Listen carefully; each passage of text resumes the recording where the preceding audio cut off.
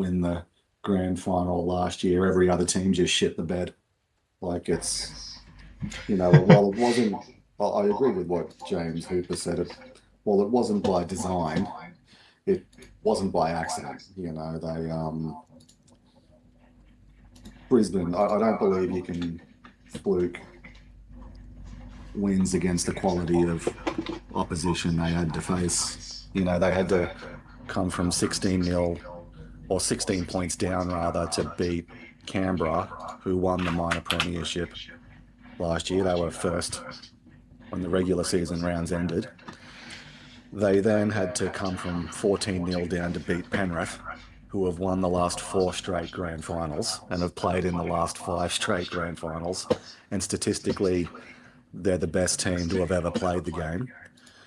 I don't think to come from 14-0 down to beat a side like that, I don't think you can call that a fluke. And we also beat the Melbourne Storm in the grand final. And they were premiership favourites. They were expected to win and win easily. It's a fluke. They bribed the refs. Yeah, what absolute bullshit. You can't fluke those sorts of wins. You can't, and people say, oh, well, by round 12 last year, they'd only won 5 games. Well, in the last 12 rounds, they'd won like 11. Like they won their last 7 straight. So we can play this silly game all night. How far do you want to go back? Hey, Zombie. Hey, Metten. Hope you're all having a good one. Just talking about the football tonight between Broncos and the Cowboys. And why Australia seems to not be able to accept defeat on merit. They just can't do it. It's a fluke. They bribed the refs. Now, this controller was connected. What the hell is going on? I'm taking this shit right back to Best Buy. Or not. I knew this was going to be a fuck up the second I put it on my laptop.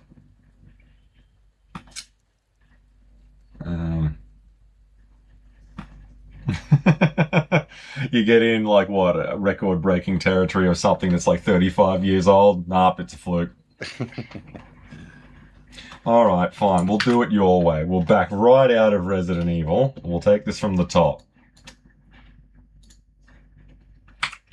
It did this to me before for some godforsaken reason. What's it doing? Why the hell? Well, for one thing, my chat isn't working the way that it's supposed to be.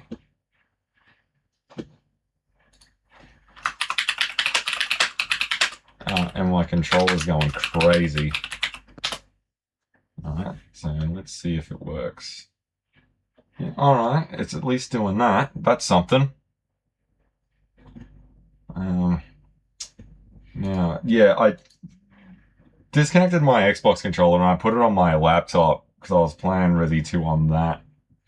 And then all of a sudden, it's been one hell of a fight. What the?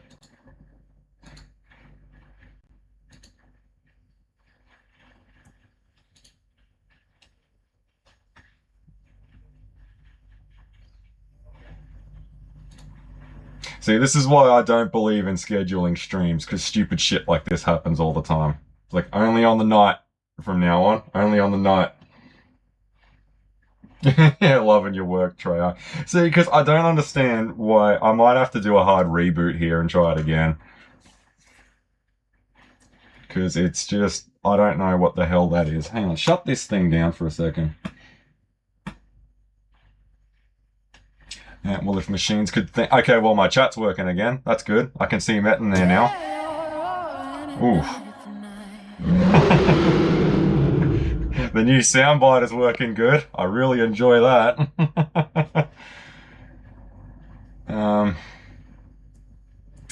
Yeah, what the hell, man?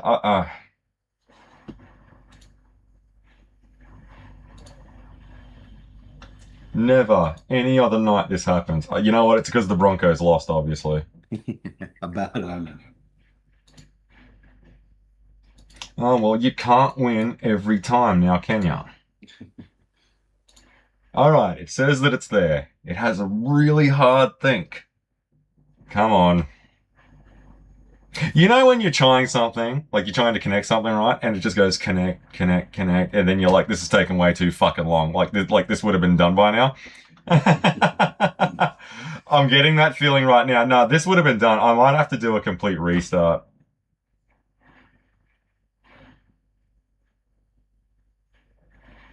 This isn't... Hang on. I think I know exactly what the fuck is going on now.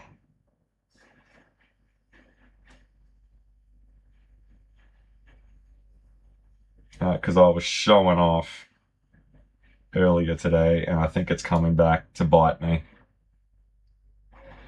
Yeah, you know what it was? It was paired to my phone, because I was trying to be the big man and show the boys that you can use an Xbox controller on a phone. All right, but hey, that's my mistake. That's my mistake. I love being the guy with all the answers, especially when the answers aren't the right ones. I missed the footy. I watched a movie instead. So this one's currently dealing with 4-year-old mini me. That's all good. That's all good. And so when is GTA 5 stream? Actually, it's going to be soon. I think when we finish a Leon side of this equation, we're definitely taking a break from Resi. I don't want to have Resi fatigue going into Resident Evil 3. I really want to enjoy that one. All right, now we need to get Resident Evil back, and then we'll try this. I always love that line that Smith says in Lost in Space when he reprograms the robot again. Now, let's try this dance again. You are the puppet, I am the puppeteer. Do try to get it right this time. Never fear, Smith is here, and I need to go and grab my... I already knew you can do that. Well, they didn't. So it's not like, I mean, I'm just showing them Bluetooth technology. It's not like I invented it. But I'm not going to go out of my way to correct them, though. All right, I need to go and grab my charger for this. Like, I'm missing something. No matter what it is, next time I come back and sit down, I don't care what it is. I'm not getting up again. All right, let's try this again.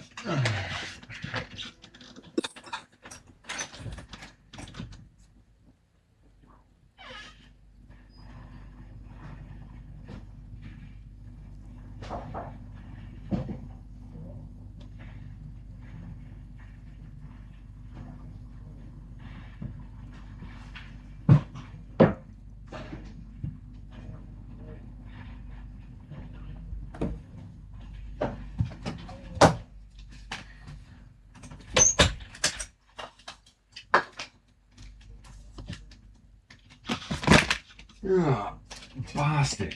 There's always something. Fuck streaming for a living, man. That's all I'm saying.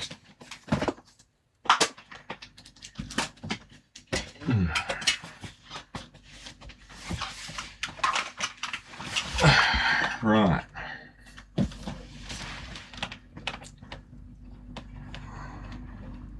And we haven't even started to play yet. Well, we came close many times. All right. Now, hopefully, can we play some game tonight?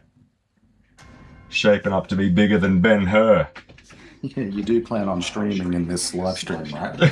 Yeah, at some point, yeah. Well, hey, look, you know what? I'm very impressed with my ability to do this. To get everything up and running with the flick of a switch off my phone without having to restart. That's how badass I am. Right. Now, in case I run into an oh shit segment, I need to have my laptop running off to the side. I need answers and I need solutions in seconds. Seeing you were active plugging away at Doom and Doom 2. Have you finished TNT yet? No, not yet.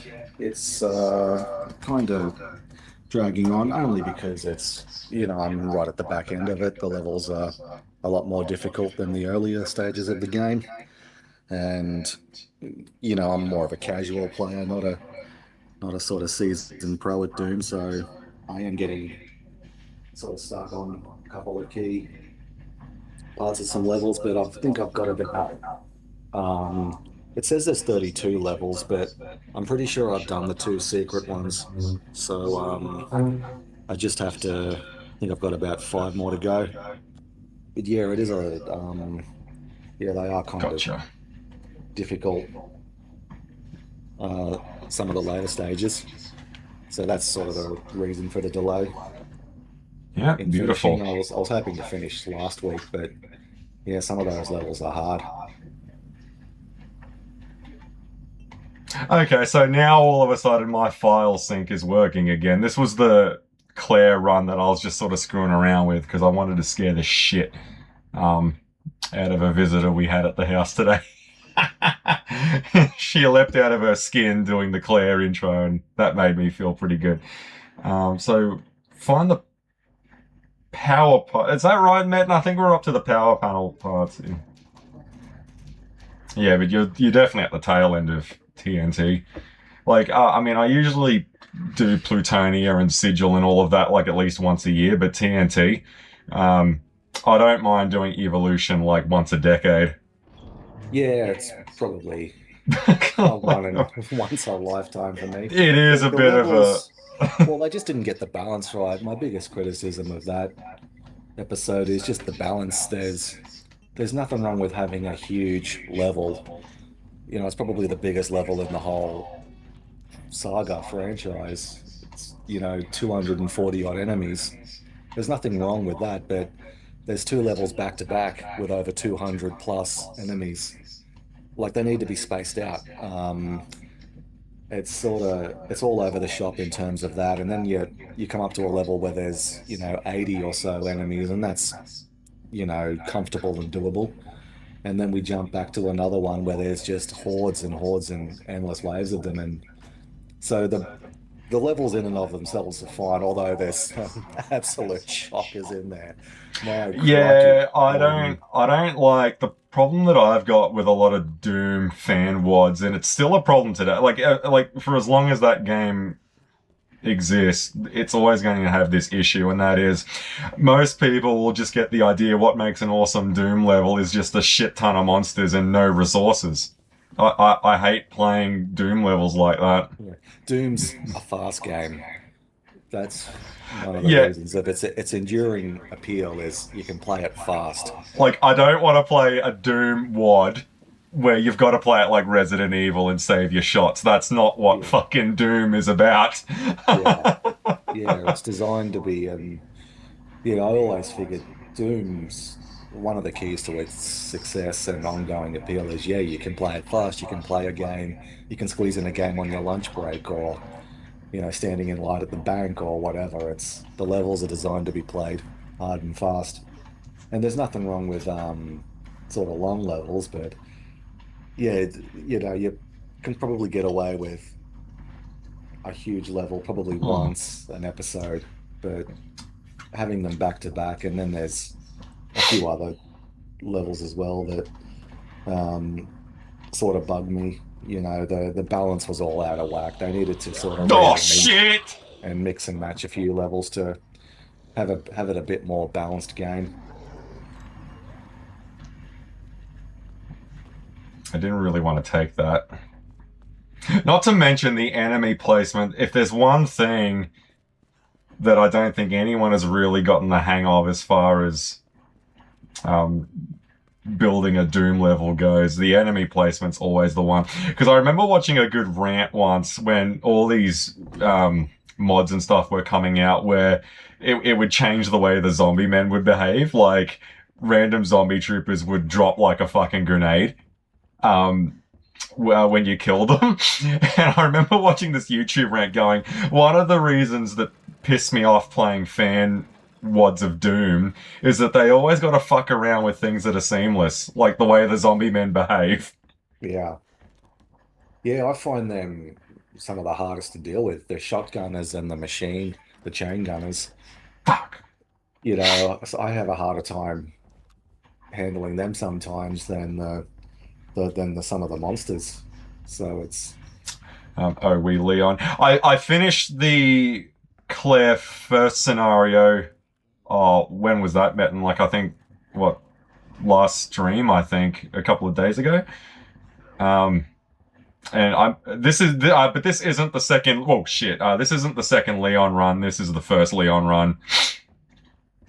I probably could fire up the second. I think I said that in the description that I might flip-flop between the two and see how we go, but we'll definitely change gears to something else after we beat the Leon side of things.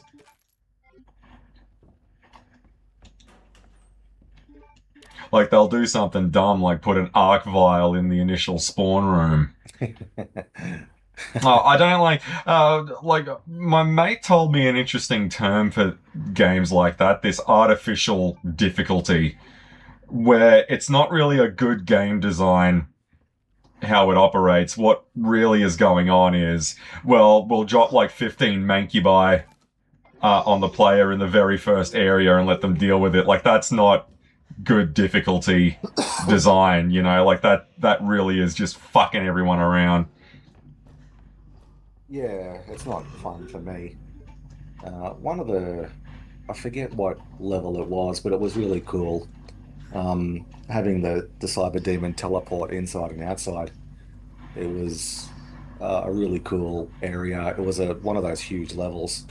And it was always a Romero-ism. If you can look out the window and see outside, there's got to be a way to go outside. I haven't played Doom in so long. I ended up knowing way too many cheats. Yeah, but I always found that interesting. Like, when I was younger, it was IDDQD, ID clip, ID KFA, and just roasting fucking demons from sunrise to sundown. Yeah, but one thing I noticed that playing through Doom on things like playing through Doom on ultraviolence and stuff like that, I actually go out of my way to keep it as straight as possible. Like, even pistol starting on levels if I die later, and it is incredibly hard to do that. It's such a challenge. Yeah, very much so. I've sort of tried to get into that sort of habit as well as I've gotten older. If I die, I just sometimes like to start just with the pistol where I was and go from there.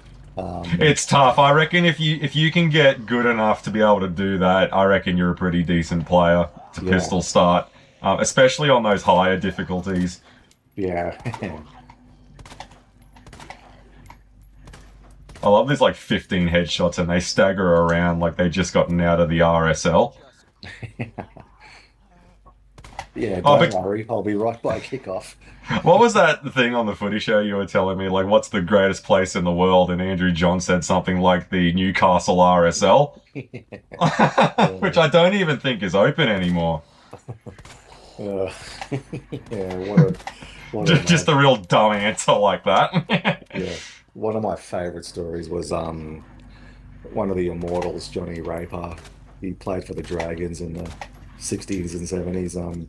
This guy told a story about how he'd bet the house on St. George. He put this massive bet on St. George to win the game the next day, but he found Johnny Raper in a pub or a bar, like just drunk, like you wouldn't believe. And he goes, "How could you do this to me? I've put a huge amount of money on you." And he goes, "Don't worry, I'll be right by kickoff," as he staggered off in search of another drink. He was pissed already. Yeah, and the guy, so he changed his bet. But no, true to his word, Raper was right by game day. He came out and he was right by kickoff. He came out, he played a blinder. St. George won. And the guy who put the bet on found him in the dressing room with a drink in his hand, of course. He goes, "Yep, see, I told you I'd win your bet for you." And he didn't have the heart to tell him that he'd changed. I'll be right by kickoff. Yeah. I'm going to save that when I'm hungover on a Monday morning or something like that. I'll be right by 8. Don't worry. It reminds me of that kindergarten cop moment with Pamela Reed and Arnold Schwarzenegger, and she's like in the back with like severe food poisoning, can't keep anything down, diarrhea, all this sort of shit, and then she's like, "I'll be ready in the morning." "Oh, you look much better already." Yeah. Like, it's just gotten worse.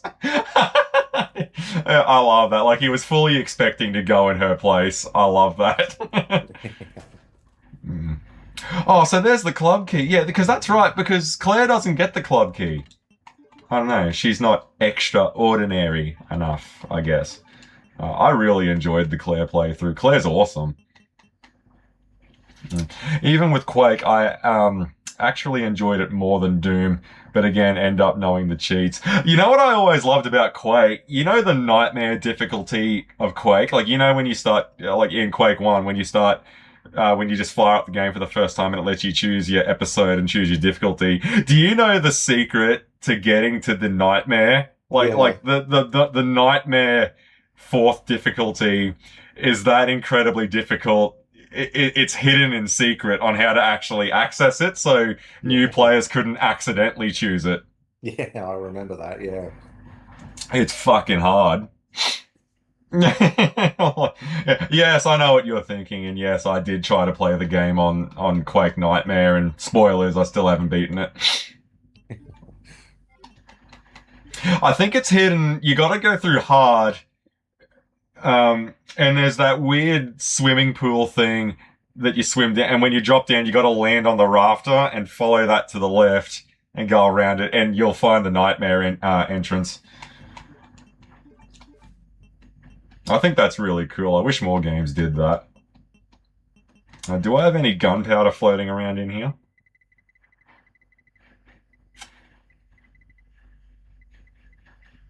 Does anyone have a cross? Yeah, I do. Where? Out in the RV. In other words, no.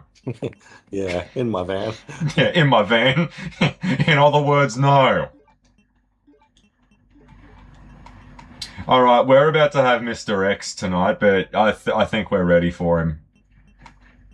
I've been waiting to have a crack at that bastard ever since he died in Claire's scenario. Got the club key. Alright, let's do this. I can't even remember it's been that long. Yeah, it's really cool. I love interactive menus like that. I wish they did that more. I still want to sit down and beat Quake 2, but it doesn't have that artistic flair the way the first one has, with that Lovecraftian castle and all that sort of stuff. It's pretty much just a sci-fi shooter. Yeah, it pivoted hard to sci-fi. It's still a fun game to play. It's, you know, it's just not what you'd expect a Quake game to be. Yeah.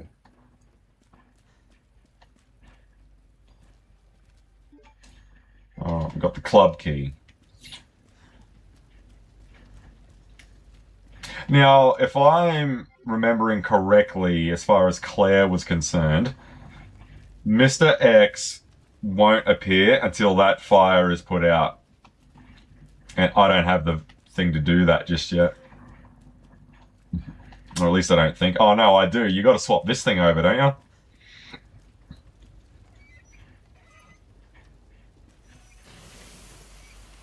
Oh, what have I done? Alright, anyway, here we go.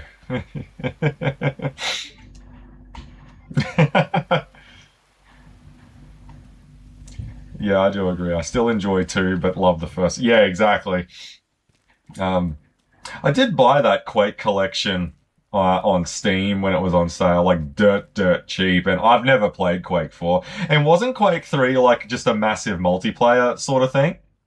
Yeah, I think they prioritize multiplayer. There might be a Let's do this. single player campaign buried in there somewhere, but yeah, the whole thrust of that game was multiplayer, yeah. Come on, you big bastard. Come on. Come on. Get a bit of this in ya. Dinner's gonna be cold tonight, asshole. Alright, Leon, you do it, boy. Push the last 10. Fucking at the 20-meter line. Now, I've had a bit of practice with this clown, but it's okay. Now, how did I handle this when I was Claire? I think I went straight back to the dark room. Now, the issue is that Mr. X can enter... Oh, and Marvin's already dead on this playthrough, so there you go. Now let me figure this out. We go west side. I probably didn't even need to use the flashbang on him. I just wanted to piss him off. I can remember, but I think that's when they started bringing multiplayer in games, and so it doesn't surprise me.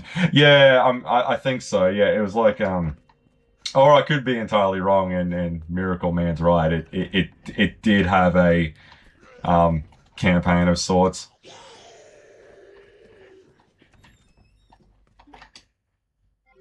This way. Now, there's probably a much better way of doing this because Claire needed to be on this side of the precinct. I don't think Leon does, but doesn't matter. We're here now. Um,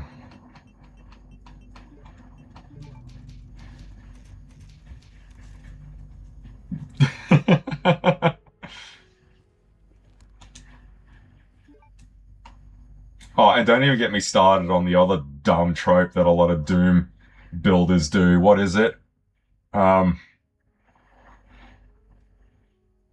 it's Spider Mastermind and Cyber Demons in every fucking level.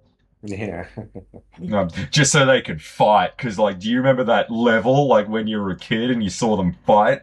How cool is it to have them fight literally all the fucking time? So, getting my bearings right. Clock tower is where we need to go. And the reason why I was, I'm not sure if Leon needed to be on this side of the precinct is simple. It's because Claire needed to be on this side to use the heart door. Leon doesn't get the heart key. He needs to go around the long way.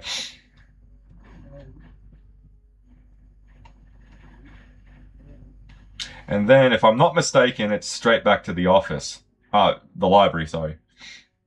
I prefer campaign games. I think a lot of people do, right? I mean, like, it's fun to screw around on big multiplayer games and all of that, but, I mean, it's not really for everyone. Like, what's the last multiplayer game you've played? Like, online with other people? Like, I think Black Ops 6 might have been mine, and Yeah. I haven't launched mine. Yeah, Like, probably I don't... Doom for me, and that's probably a testament to its popularity that a 30, What, play... 40-year-old game.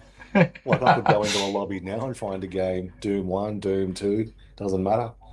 It was that was kind of interesting when I had some time off. Yeah, it's just any random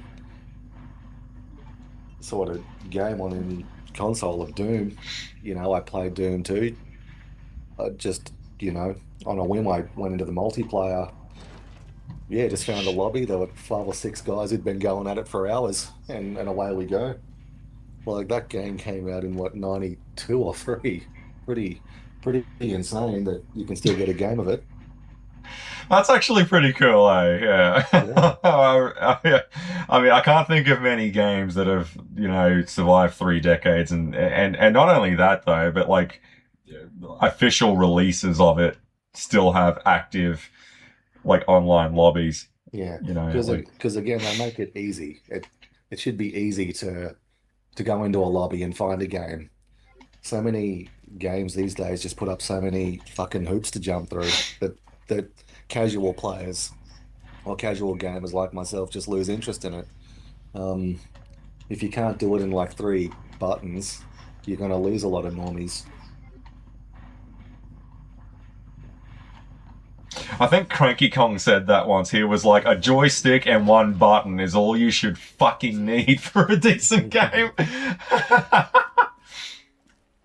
That Well, it was is in if you regards to... appeal to casuals. It's got to be easy to be all right at, hard to get good at, and I think sort of games lose sight of that. There's probably too much hand holding in games these days, which again turns off casuals. But they're Leon, what are you also, doing, dipstick? the balance in difficulties is probably out of whack as well. Not to mention so many games are, you know, they're probably showing my age a bit, but you pop a game in, it should play straight away. It shouldn't need a 60 gig update. Um, and then you just lose interest and go and do something else while it's downloading and installing. But maybe younger people, that's the Yeah. norm. That's sort of, maybe they are imagining, what's this guy talking about? There was this mythical world once where a game worked when you put it in straight away.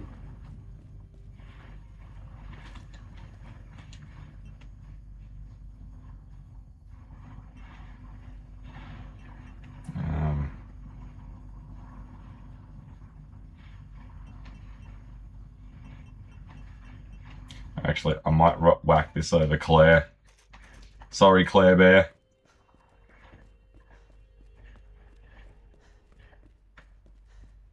Now, this big bastard is probably...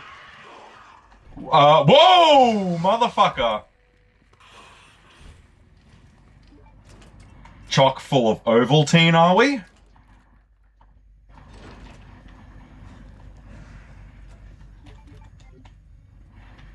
Alright, now, X should be in here with us now.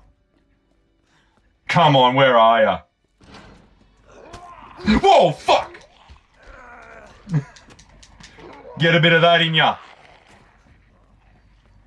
We're here for a good time and not a long time.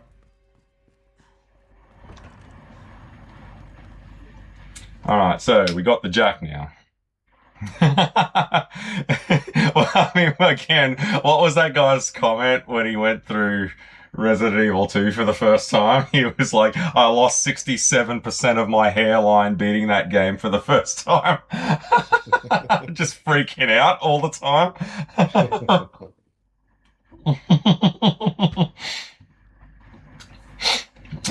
COD for me, that was a year ago. Yeah, I don't... You know, it's like Joey Donna in 10 Things I Hate About You. We just came for a chat. We don't chat.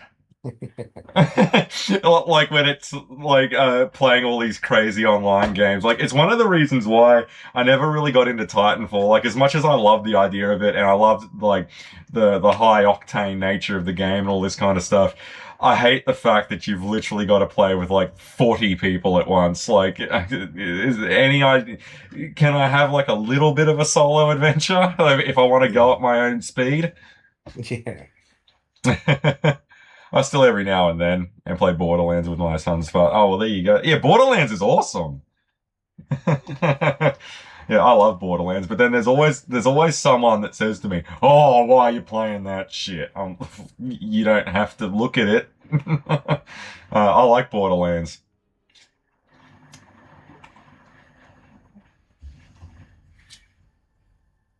I'm thinking, have I got everything to get to the clock tower?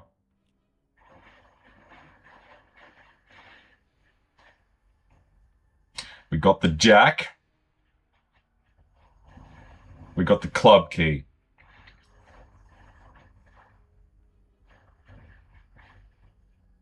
Yeah, well, you know what? The next locked door we run into, we'll give Smitty a ring.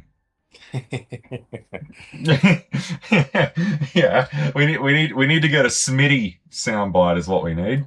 Because you're the last honest guy we know. Yeah. I'll tell you what, why don't you give Smitty a ring? Your friend Smitty. Yeah, look, when I find out how they managed to pay for your bail, they're gonna wish that they had a friend like your friend Smitty. Yeah, I'd give Smitty a ring. Alright, let me figure this out. If we go up to the second floor, but if that bastard's there, oh, it's gonna get ugly. It's gonna get ugly real quick.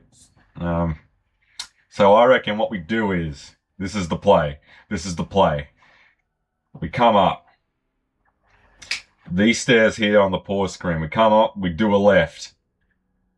Go through. Oh, no. Fuck.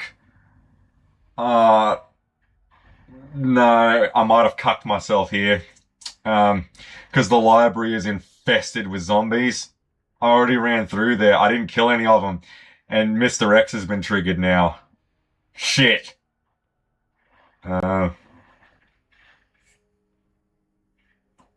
Because we got to rearrange the bookcase to make the bridge.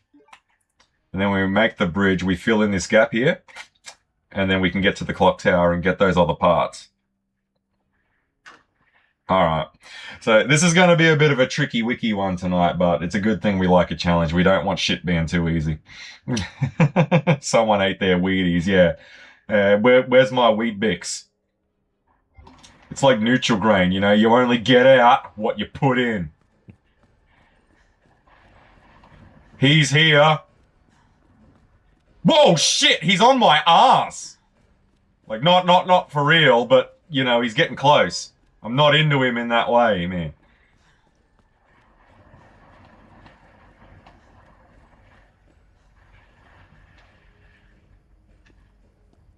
I've heard you can even lose him in the main foyer. I don't know how true that is.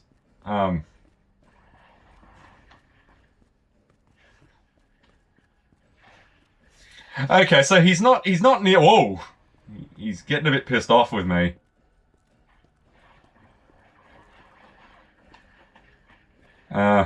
Well, I need to get around this fuck. I knew he wouldn't be too far away from the main hall. Where can we go? Leon has even less safe rooms from this guy than what Claire does. I only found out about that the other day. Like the East storage room, for Claire at least, he can't enter that. But with Leon doesn't get any of that. He absolutely can go in there. Clock tower is still safe. The problem is, though, he's not going to leave me alone to... So what we need to do is we need to get him over this side of the building.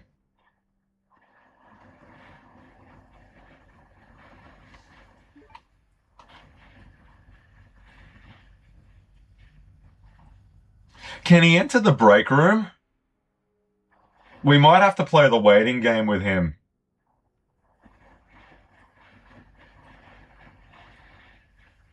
I don't think he can enter the break room. Or the boiler room. I don't think he can go... Oh, he might be able to go in there, but he won't be able to go in.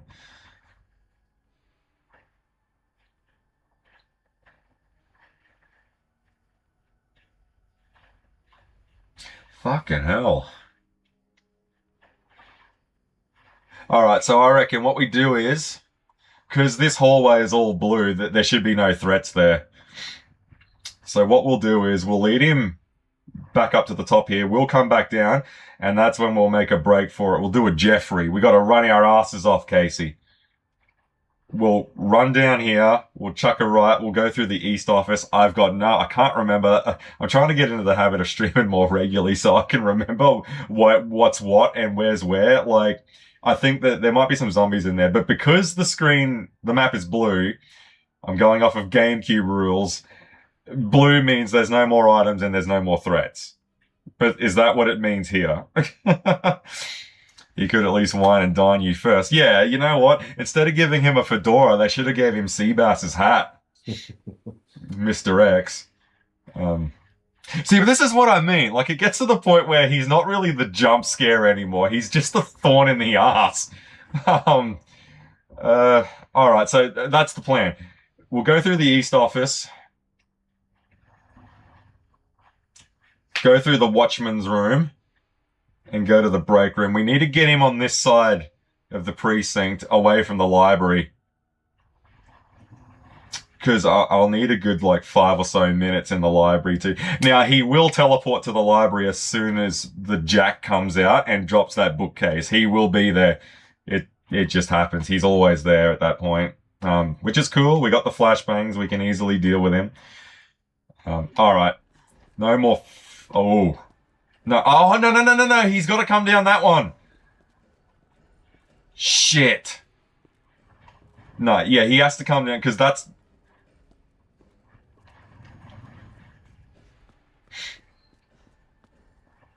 No, not like me, T1000.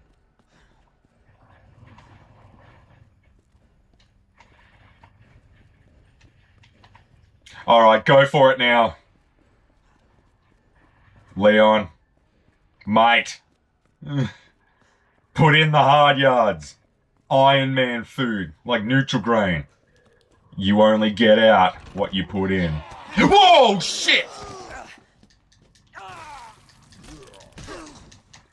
Yeah, I didn't think this area was clear. It's too late now, we gotta keep going. Now the watchman's quarters.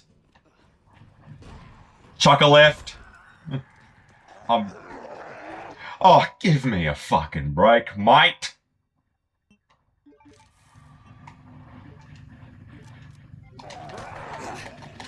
Oh, I didn't want to do... doesn't matter.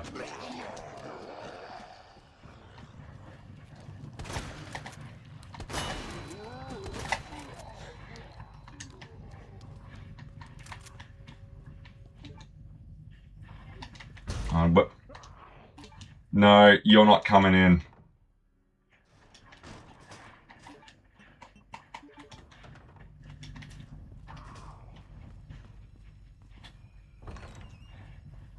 Now, can he enter this? No, Mr. X cannot enter the second floor waiting room in Resident Evil 2 Remake. During Leon's playthrough, it acts as a safe room because it contains a fireplace, a typewriter, and is technically a... I don't know, man. Kenny, are you sure?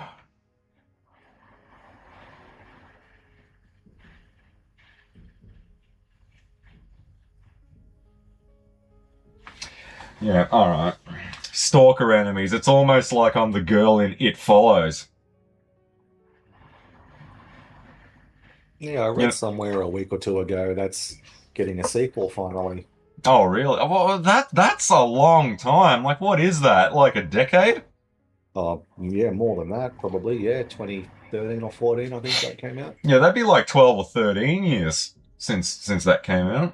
Yeah. I've been on a bit of a horror binge. I went back and revisited Vacancy. Oh yeah, that was Luke Wilson, wasn't it? Yeah, good memory. 2007, I think. Yeah, good memory, yeah. And Kate Beckinsale. So have you ever watched that one?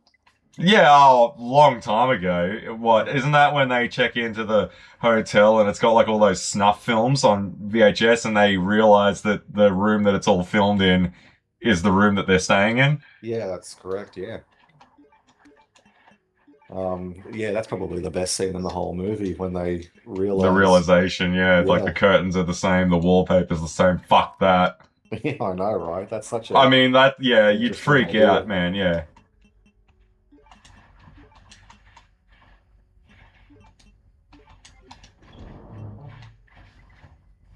I got visual whiplash because Ethan Embry is in that film as well. And then the next night I watched Scream 7 and he's in that. It's like, Yeah, I holy was gonna Christ. say I watched Scream 7 last night, and I saw Ethan Embry in that. Unless he was fucking 35 years old back when he did Can't Hardly Wait, he has aged horrifically. Like like he's like possessed by a demon. You know, like I saw him, I wasn't quite as like when I saw him, I wasn't quite like, yo, Preston Myers. I wasn't really like that anymore. I was like, yo, Preston. I was a bit more like that. What happened to you? Far out. Like time came down on him like a ton of fucking bricks. Oh, but Scream Well, 7, man. imagine me, Oh. like I watched Vacancy and then the very next day I watched Scream 7. Like a 20-year gap between roles. I'm thinking, holy Christ. Don't But spoil it. Yeah, alright, we won't dip into what actually happens in Scream 7. But yeah, Ethan Embry is in the movie. And I was so taken back when I saw him. Like, just how old he was. And like, I was like Happy Gilmore with Grandma Gilmore. She's too old! Like, oh, poor bastard. You could do one hell of a cosplay of Mr. Burns now.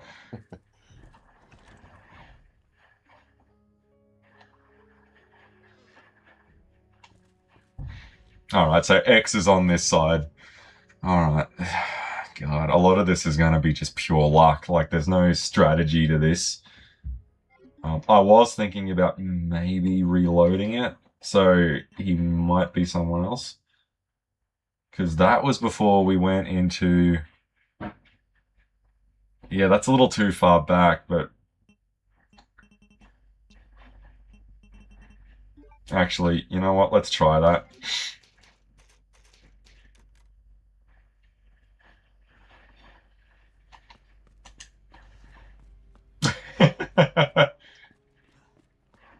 Now, we got to remember that there's a bunch of lickers. Oh, actually, no, there's one, and he was fucking inept. Is he going to be just as useless? Yes, he is. Unlike Matthew McConaughey in Rain of Fire, twice this silly bastard came in on us, and twice he missed.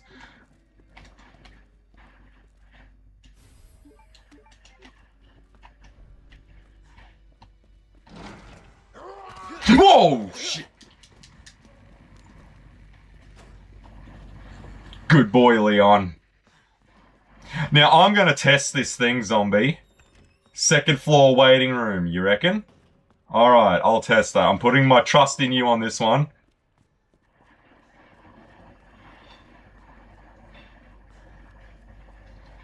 Now, he's in here. Well, he should be at least. There he is. Alright, now come on. I'm certain he can get in here.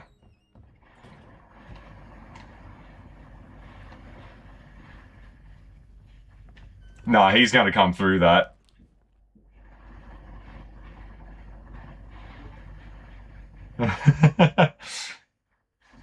East area. Use the desk in the waiting room to maneuver around him. Yeah, no, alright, so... No, so he can enter it. Main hall save rooms, dark room stars, office, clock tower, chief's office. Well, see, that's crazy because I heard he can enter the chief's office on Leon only. He can't do it with Claire, but he can do it with Leon.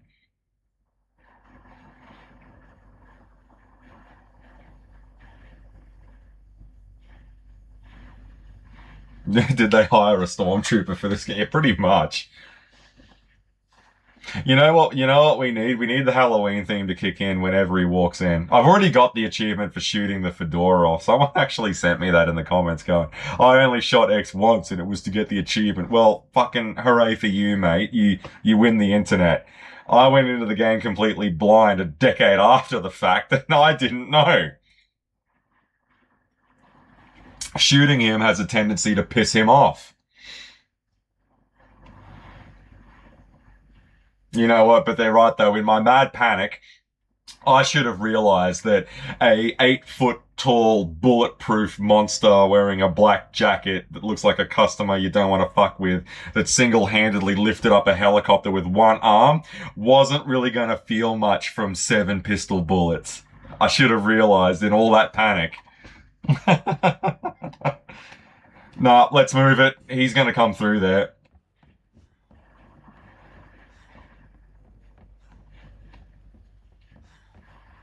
So I reckon same deal. We go back to the break room. We need to get him on this side of the precinct anyway. I need him over here so I can go to the library and do those bookshelves. We've got everything we need for it.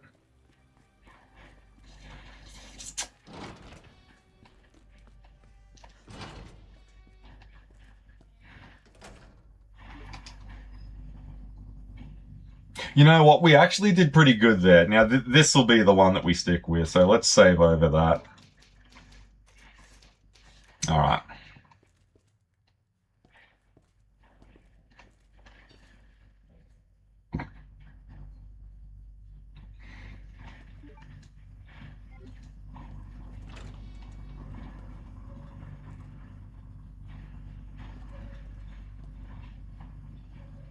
Now, can he actually enter the boiler room?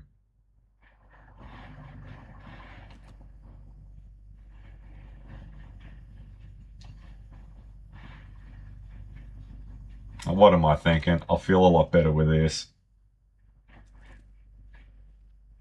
I mean, that's if you want to piss it off.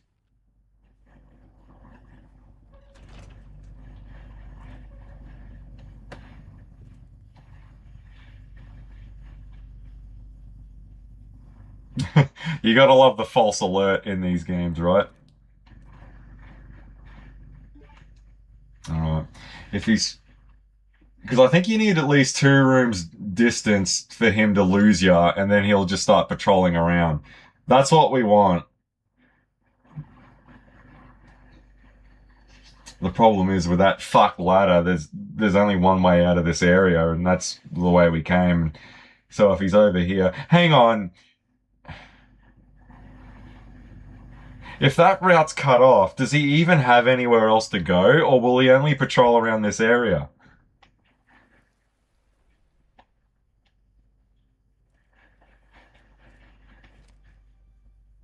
See, this is why I miss just Arc-Vile mentality, right? Like the Arc-Vile. I like the Arc-Vile mentality where you literally just have to break line of sight with him. Yeah. Because I don't think, like, even when the Arc-Vile is like fully done the flame animation, if you break line of sight with him, if you hide behind something, even if he completes the animation, it won't hurt you. Yeah. Like, I miss the simplicity of that. It's the Millennium. Yeah.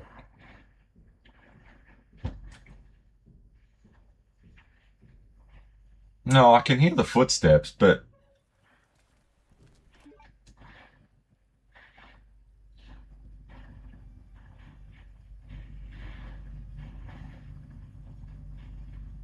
oh, that's right, the break office. Yeah, I think I fucked myself again. It's becoming a bit of a regular habit.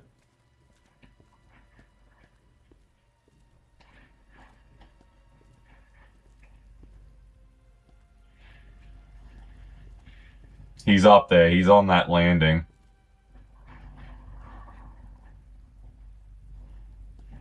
All right, so what I'm thinking is most of this stream is just going to be thinking about, look, he's not the...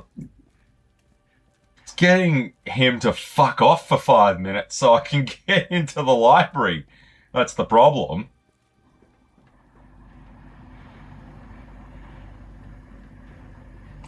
Shit. Okay, where did he go? I don't think he can come at us from down here.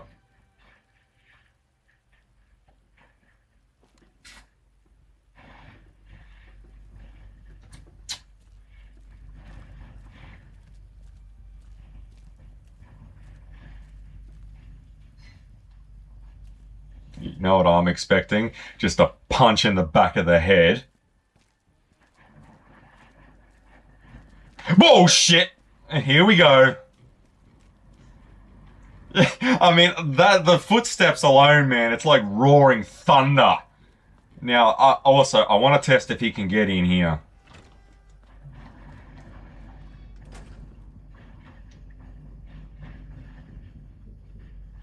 Whoa, shit! Yeah, yes! Oh my god. So he can literally have me trapped in this cupboard. Oh no, he shot the piss and left.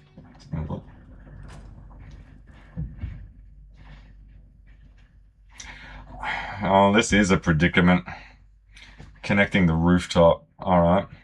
Says Google. Google is saying a lot at the moment. Well, Dr. Google lied. Yes, it did. Oh, because I saw people arguing the toss about this.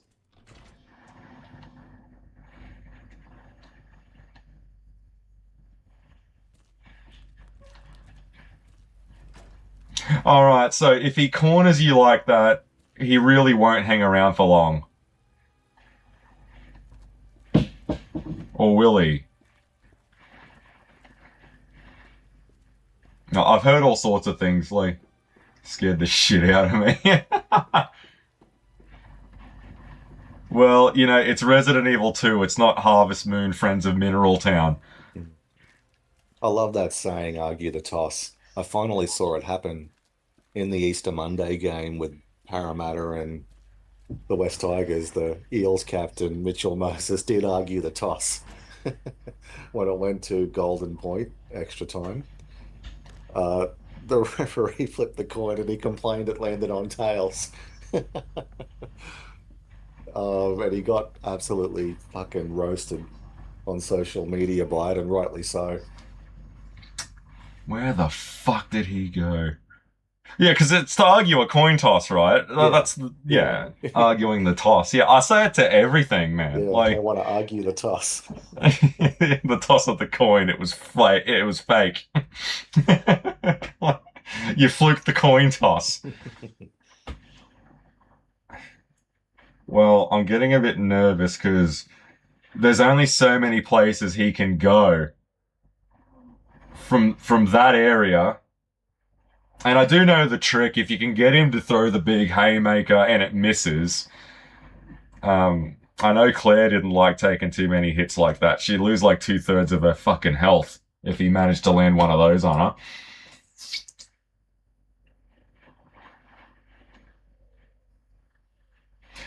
Yeah, like I thought maybe if we took him to the break room,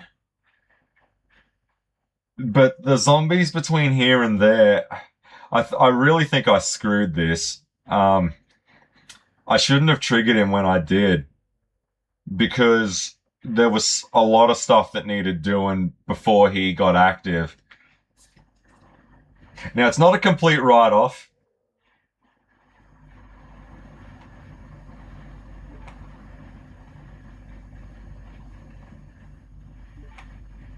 All right, look. We got to get those power panel parts, and we got to get to the clock tower. We can do that. Yeah, don't want. Yeah, we can. But guys, I just don't want to smoke. All right. I'm gonna run around that corner. I'm gonna run straight into him, and it's fucking all over Red Rover. I might have to rewatch Vacancy now. Yeah, I enjoyed it. It was, yeah, because, yeah, much like yourself, I hadn't seen it since it first came out all those years ago. But that was definitely the best scene in the movie, and I enjoyed Kate Beckinsale in it as well. She, bit of a sort of thankless sort of role, but I think she really pulled it together nicely by the end of it. And yeah, and then Luke Wilson, he was pretty good in it as well. It didn't surprise me that it was a big hit back in the day. Yeah, I really enjoyed it.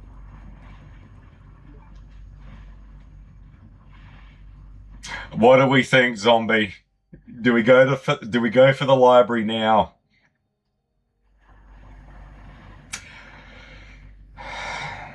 See, I think because the zombies in there need to be killed.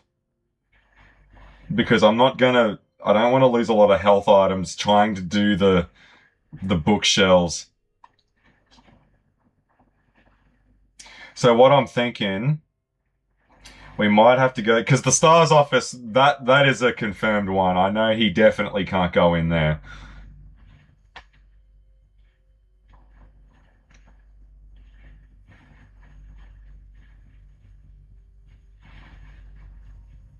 Because we'll need to do a couple of trips to the library. I need to get in there and exterminate everything in there. What does the Rock say in Doom? We kill them all, let God sort them out. And the gunfire is going to attract him. Like, I know he'll spawn in there anyway, but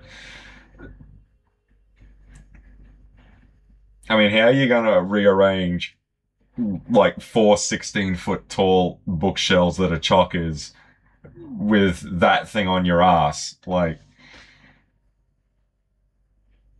give me the podium. And you stamp the carpet down with your feet. Speak English? Like this. Huh? Huh? Huh?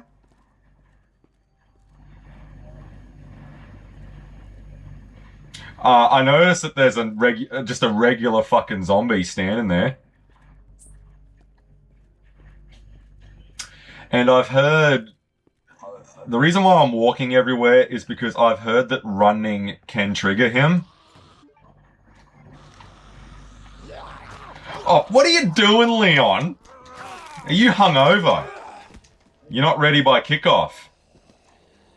Oh, my controller's not working. Oh, what the fuck? Now that's not fair. Now I'm arguing the toss. I can't be fuck Googling. Put it as a learning curve. Alright. What the hell is going on? Why did I just drop off?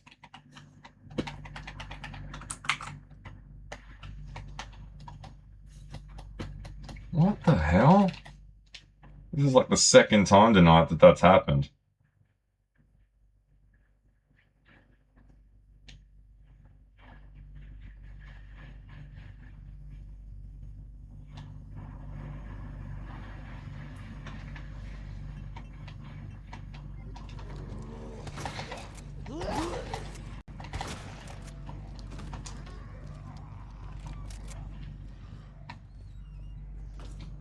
Alright.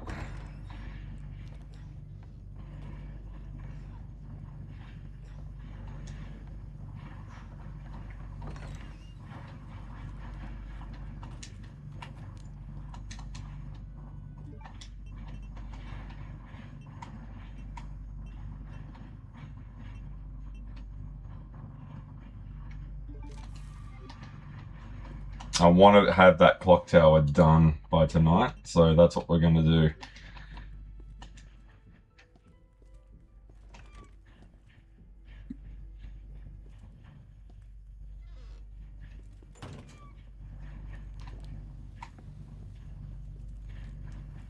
Yeah, he's out in that hallway.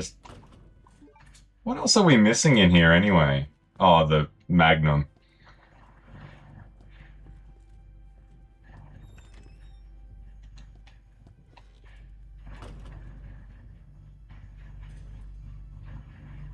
He just left, but he left the...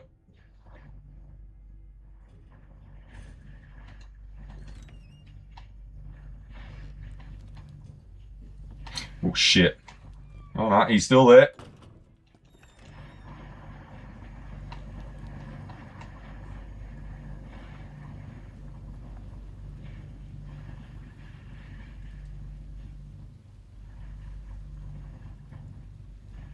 Why is he always going to that fucking library?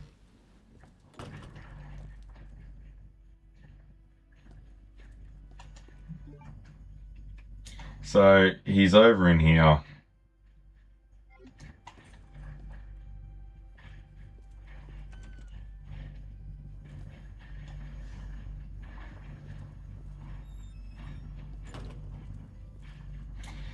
Come on.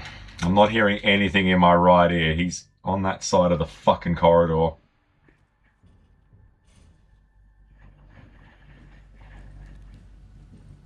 There he is.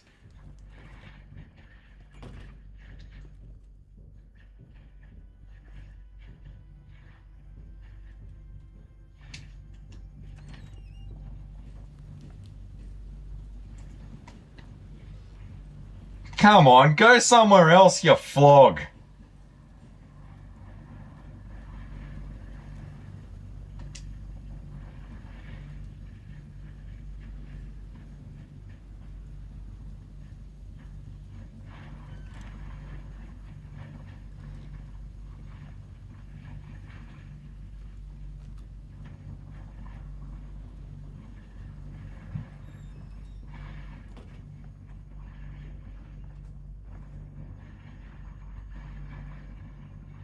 Alright.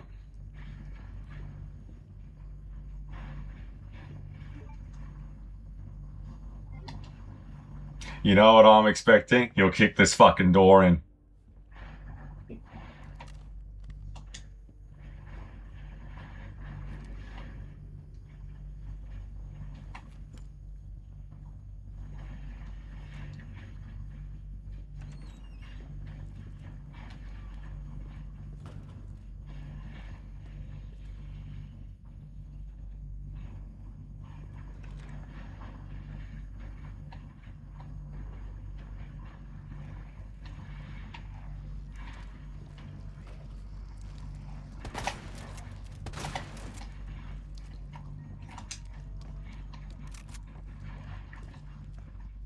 Alright, this area is secured now. I know there's another zombie there enjoying a man-witch. That's fine. Now, Printing should get him to come back here. And then we'll go for the bookshelves.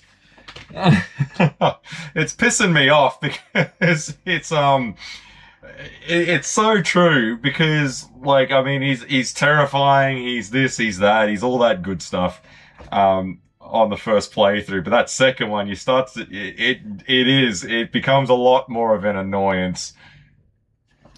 You can hear him again, he's out there again now, yeah. And he just, like, what was it? I saw, what was that Reddit comment that I saw? It was just like, it gets to the point where you just want him to fuck off so you can get on with the game. Yeah.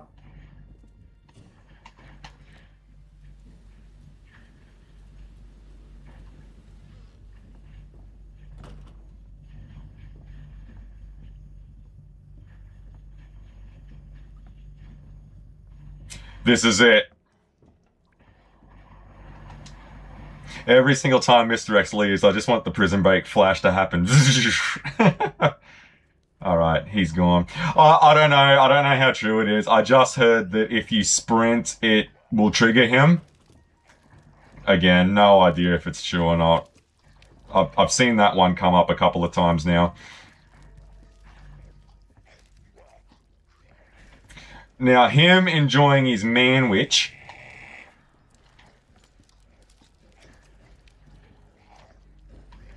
Whoa, shit! Yeah, basically, as soon as you move, yeah. I always thought it happened when you plug the jack in, is what triggers it, but if you move a single bookshelf, that's enough, and he'll be there. Actually, now that I think about it, I think the only reason the stars room is a safe room is so you can try and do this stupid fucking puzzle.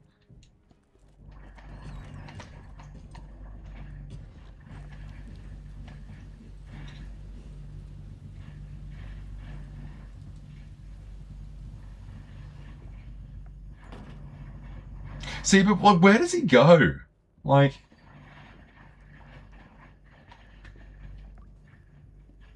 who gives a fuck where he goes? As long as he stays quiet, I don't care. Manwich. Yeah, I think I got that from Zombieland. Enjoying the manwich. Yeah, what the fuck? Give me a break.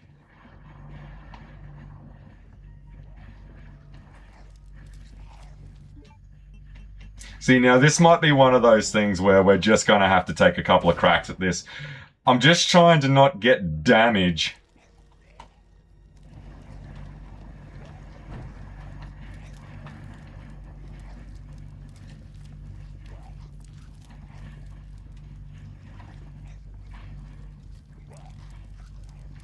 I reckon go for it now.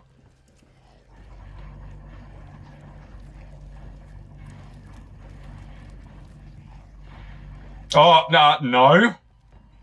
Check my pulse on this question, Jack. Do I think you're a psycho? Yes. Why don't you ask Danny who's puffing the magic dragon? Yeah, well, Puff was just the name of the boy's magical dragon. Not too quick on the uptake, are you, Jack? Yeah, Puff's the name of the boy's magical dragon. Yeah. Yeah, Puff's just the name of the boy's magical dragon. You're not too quick on the uptake, are you, Jack? Yeah, I figured I'd give you some uncly advice. Whoa, shit! Because we all got to learn how to keep what is it? Secrets from your psycho grandpa, Jack. Don't go that way. Fucking...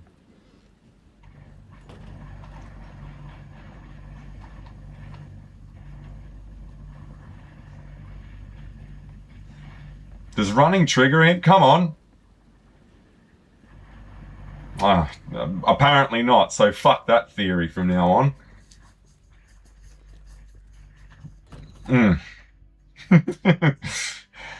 So pretty much what I had said is right. Well, there you go then.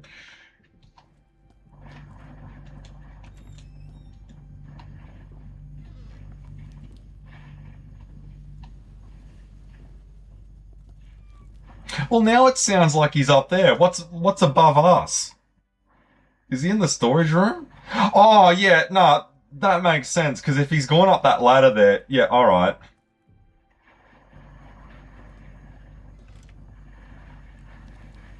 Well, I guess, yeah, fuck it.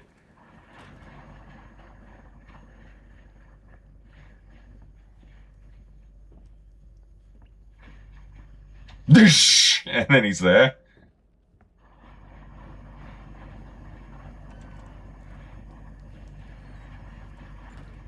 We've only got to move one more over.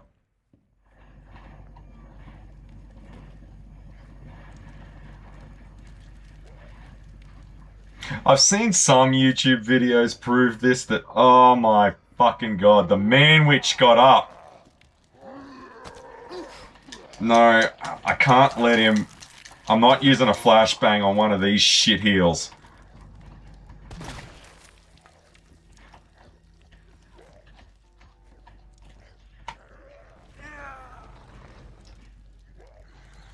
What are you doing, Leon? Put more into it, boy. Whoa, big horse!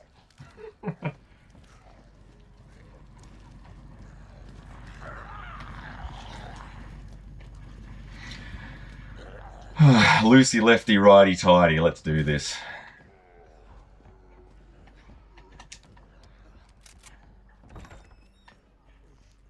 Now, there's a jump scare up here that caught me off guard. Something fierce.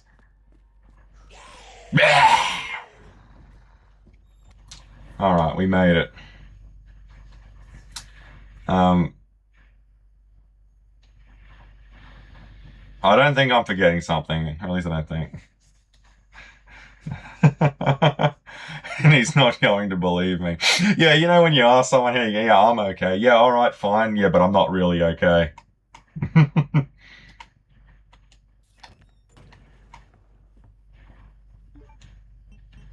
Yeah, hang on, but doesn't Leon need to get the cog as well? Because the parts are there, but I don't think I've seen the cog yet.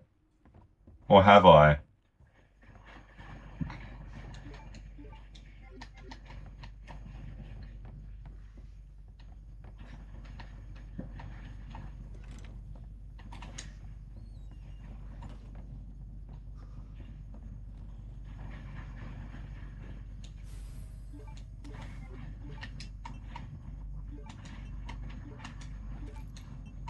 Yeah, look, we need to get that pistol ammo up, because as much as I love the Matilda, fucking hell. It's chewing up ammo. It's like the, you remember the RCP-120 from Perfect Dark? Like, when it turns you invisible, it just chews up ammo like crazy. I remember its originator, the RCP-90. That was in GoldenEye, wasn't it? Yeah, that's right. Yeah. Fuck. Alright, where's the cog? Yeah, by the looks, as soon as you start moving the shells, he's meant to appear. Yeah, that one, I always thought it was when you put the jack into the lift. It was what actually triggered him, but no, if you touch any of them at all, that's enough. It's like the Ferrari in Ferris Bueller's Day Off. It could get wrecked, stolen, scratched, breathed on wrong. A pigeon could shit on it. Who knows? Where's the cog? We're missing that fucking cog.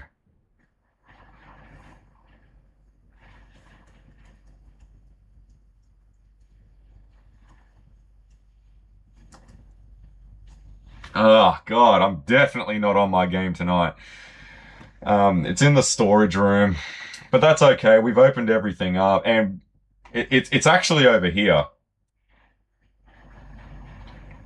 That's fine. It's just a nice little walker. Man, it's a milk run, is what it is.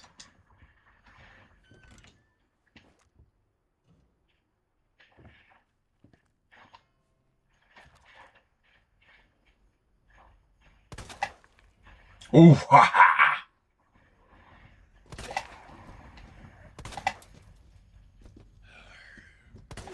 Yeah, it's almost like the McBain movie where you shoot him in the head like 6 times and they don't die.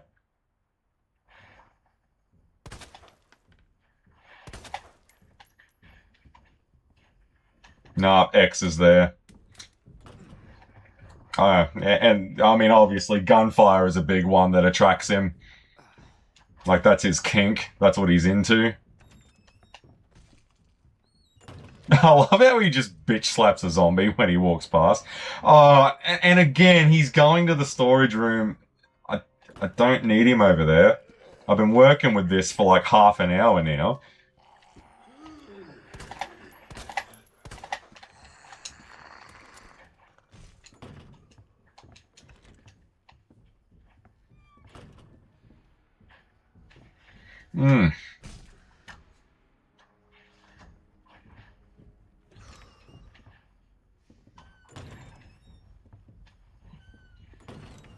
I hate the way these fucking doors operate.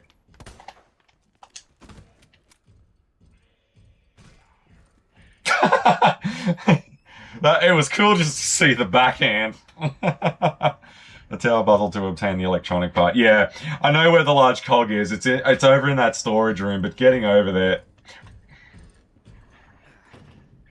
You know, the first time I went into the dark room after triggering Mr. X with Claire, and he stuck his head in through the doorway, I'm like, safe area, my ass. Oh, no, that's good, that's good, that's good. That's where we want him to go.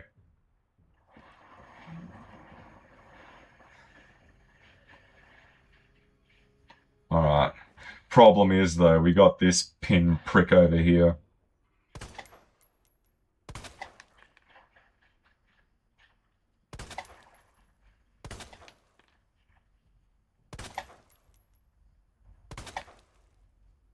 That is 5 straight pinpoint headshots and just stumbling around.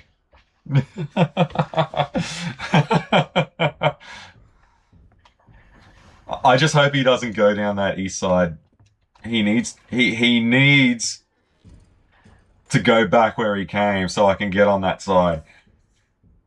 And you know what's going to happen, right? I'll get over there and I'll get the cog, and then the fucker won't stop going back to where the library was. Oh, and that... Yeah, now he's going back over there.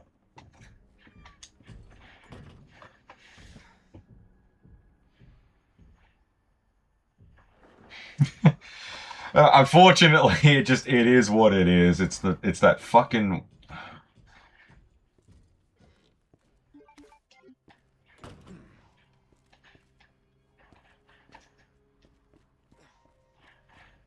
Okay, so running does do it. He turned around the second I started sprinting, but it must only be when you're in the room with him, I guess. Alright. Come on.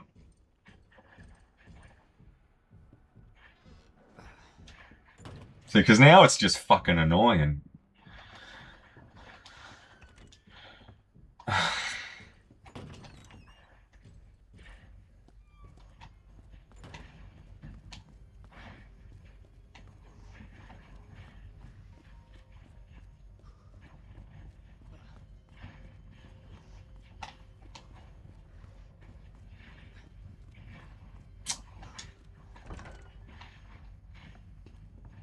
This is one of these... I might just have to bite the bullet and down him to get around him, otherwise we'll be locked in the tower all night.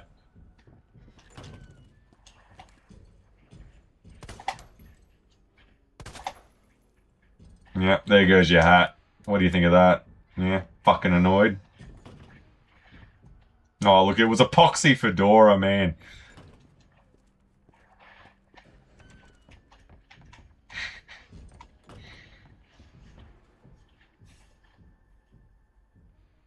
Alright, you know what? No, fuck that. I'm just gonna let him walk off now. If he goes over there, he goes over there. We'll make a pass at it. If he's in there, we'll just have to flashbang him.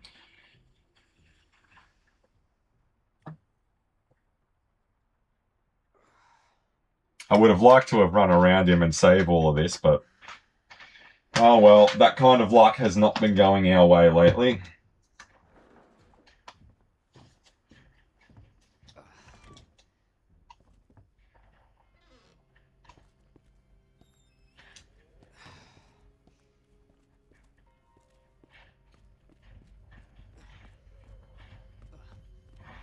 It must be a Discord mod. Yeah, probably.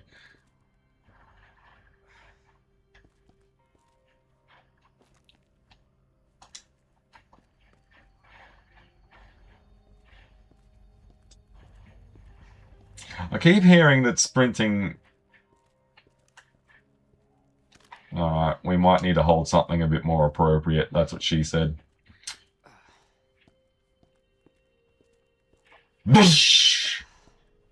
Hang on, wait a minute. Isn't this door locked? Oh.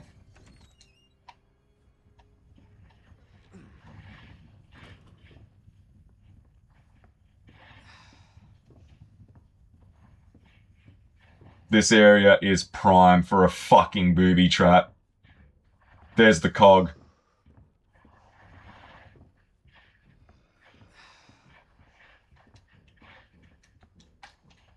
Leon, now's not the time for blind heroics, mate.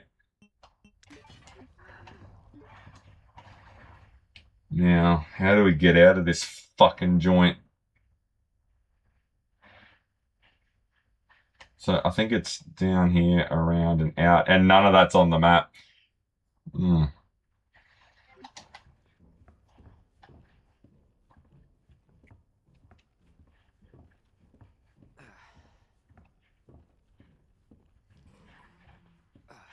He's going to be here soon.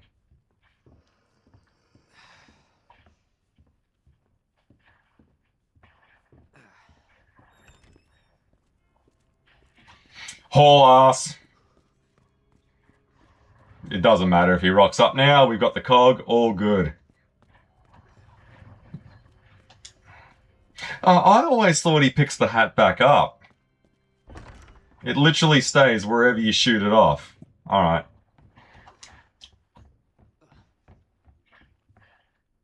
Now, I think this is where we use it. Oh, well, fuck me then. Apparently not. There was something around here. That's what I did for Claire, at least.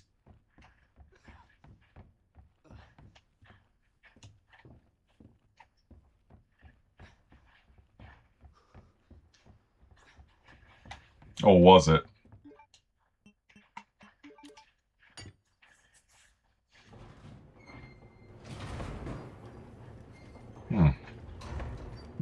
They're flesh and zombies. This is one kinky game.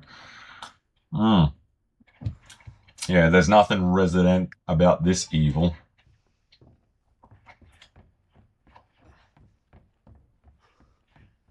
I could have sworn you needed to use the cog for something else. What's that saying of yours? Like, what is it? Memory's not a reliable resource. I think that's one of yours. Yeah. It just sort of stems from I think it was a book I read or something about how, like a dozen people can go through the same experience and have completely different recollections of it. Interestingly enough, the new Resident Evil film, Zach Cregger's version, is meant to be pretty good. Like the early buzz, the early reviews are pretty strong, so that'll be one to watch.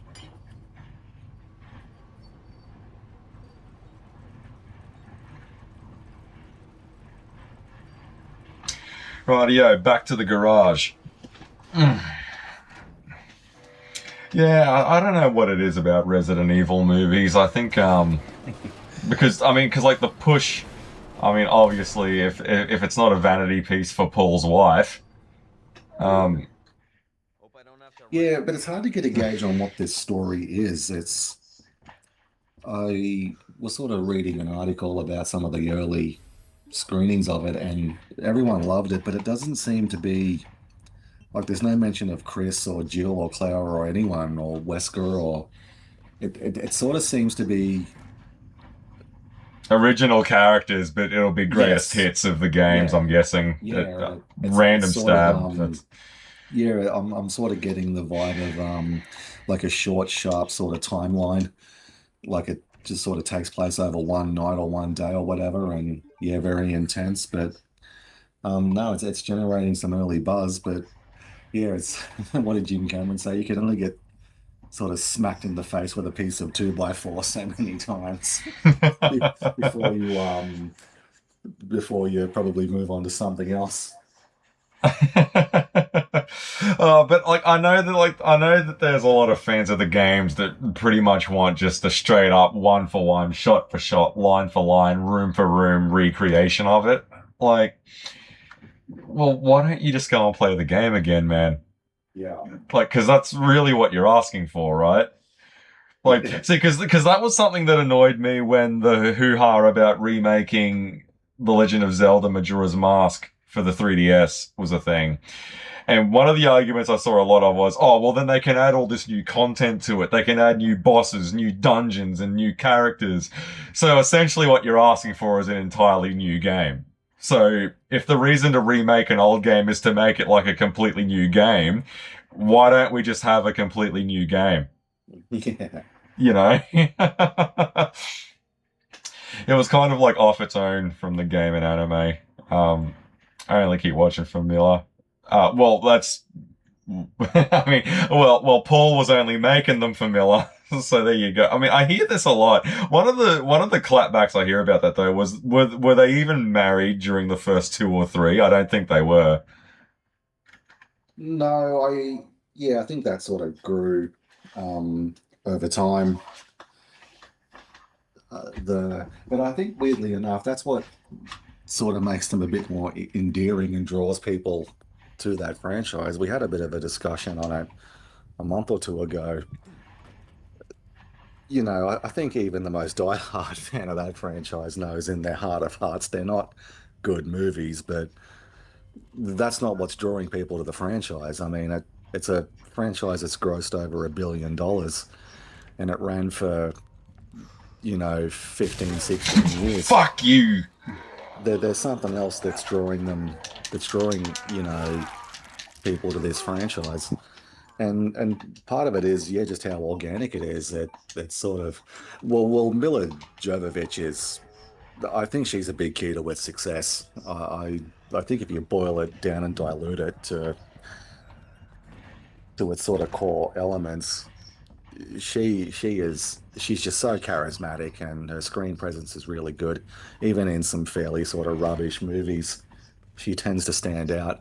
I think that's a huge part of it. She does have a lot of charisma and can really, sort of carry a lot of films with her energy and passion for it. So that's probably part of it. And like you sort of touched upon in that discussion a month or two ago, because he's not so devoted to the games, he sort of picks and chooses what he wants, and casual viewers, casual sort of cinema goers respond to Yeah, it. I heard because I saw one of the big complaints about why fans don't like it is because like the movies themselves have little to no connective tissue between them. Like the end Yeah, of Resident Evil, with the exception of what the first one and Apocalypse, with the citywide outbreak, there's next to nothing. Like yeah, the hive is never mentioned. Like, I mean, at the start it is for like 2 seconds. But it's pretty much an entirely different movie. Like each of those movies, like every single one of those Resident Evil, Paul Anderson, Mila Jovovich movies, like they're everyone, like all of them are someone's first, if that makes sense. Like yeah, you look at the ending of Apocalypse when Carlos and all of that pick up Alice and she gets activated and Angie's in the car. Angela Ashford's in the car. Angie is never fucking mentioned again. yeah, None of that is ever brought up. Jill is totally absent from the sequel. Carlos is with Claire all of a sudden, and it's like Mad Max.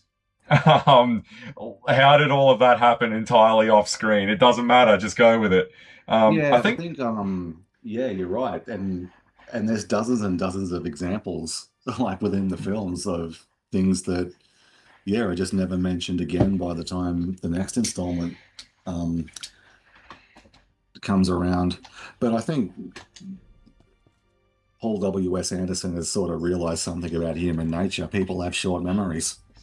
So he knows he can get away with a lot more.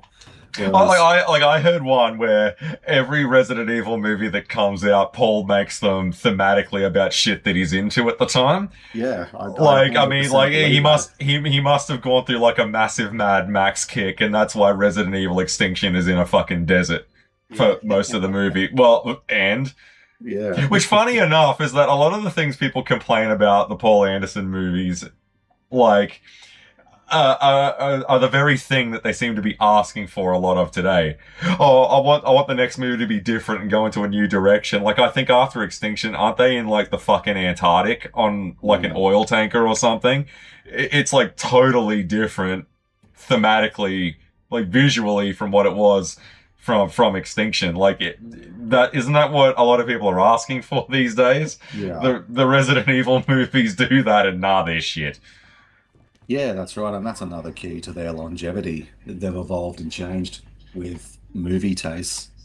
The first one that came out in 2002 is very different from the last one that came out in 2016 of the Paul W.S. Anderson ones. I rewatched the original one about 2 weeks ago. I don't know. Like I hear a lot of people say it's the best of the lot. I don't think it is. To be honest, I think Apocalypse is the best of the lot. And there were a few things that Anderson changed from the games that I actually quite enjoyed. Like one of them was being Oded Fair. Like, because Carlos in the game is like a 20-year-old guy. Like 20, barely 25 if we're being extremely generous. He's a very young merc. I like the idea of an older Carlos, and I think Oded is awesome in that movie. Like, I think an older Carlos, like that, every time I think of that character, I think of the movie. Because I reckon that's a change that was really good. Yeah. Having him as an older guy, I just prefer that better. Like that's my Carlos now forever. I don't care what anyone says. Um, Agreed. I felt that's why they kept theories going was because of her, and she's a good actress as well. Yeah, and like I heard she actually did some training with Robin Shaw as well.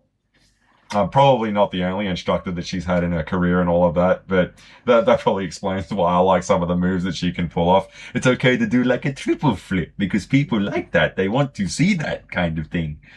The last movie was just a nightmare. Was that is that the final chapter or the last chapter or whatever it's called? I never saw all of them. I only saw the first three. Because when Carlos gets killed off, spoilers, but the movie's 20 fucking years old. Um, I kind of just tapped out there. I'm like, oh well, fuck this. No Oded Fair. Well, no Co watching Resident Evil anymore. I know he comes back as like a clone or some shit in one of those later ones, but it's not the same thing. If it wasn't for Mila, it would have flopped. I do agree with you there, Co. Like there was a storyline, but from 4 and onwards, it went completely elsewhere. Yeah, I know. Like one of them ended with like Wesker as a good guy, and they're at like what is it? The White House is like their base of operations or some shit, and none of that is mentioned again, like ever. And that's like the final shot of the movie. Like I think the reason why that happened is because Saints Row 4 was a big thing at the time. And just why not? Like, I mean, you think about shit that was popular when the Mila movies were coming out. So I 100% buy that Paul was just sort of throwing in shit that was hot at the time.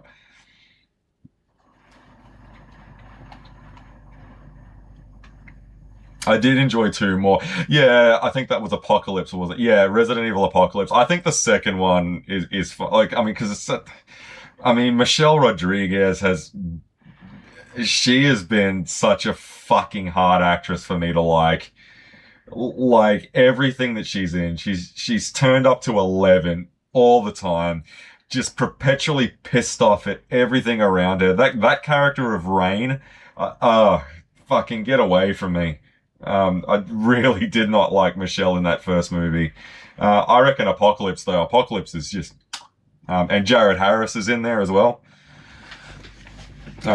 Which I believe is Richard Harris's boy, if I'm not mistaken. Okay.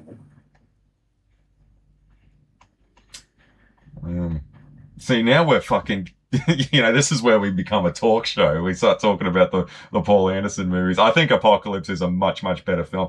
And it's funny, like, cause like one of the criticisms you get for Resident Evil 2002 is, oh, there's nothing from the games in there. And then fucking, and well, obviously he listened to that feedback because when Apocalypse comes out, the Nemesis is in it, for fuck's sake. And that's probably the most famous single creature in all of Resident Evil. Like, I mean, and he is a character in his own right. What else? I mean, the actual STARS uniform from the game appears in that. Jill is wearing the tube top from Resident Evil 3. Jill is in the game, for God's sake. Carlos is in the movie. And they actually look the way they're supposed to look. Like, it was making changes like that as early as Apocalypse, so obviously it did listen to that feedback. Yeah. I actually really enjoyed Apocalypse. I mean, I might watch that when you fuck off. That's a really good one. And I do have a soft spot for Extinction because I think Ali Larter is badass. And she was a good choice for Claire. And if I'm not mistaken, I think Wentworth Miller was Chris. I never saw that one though.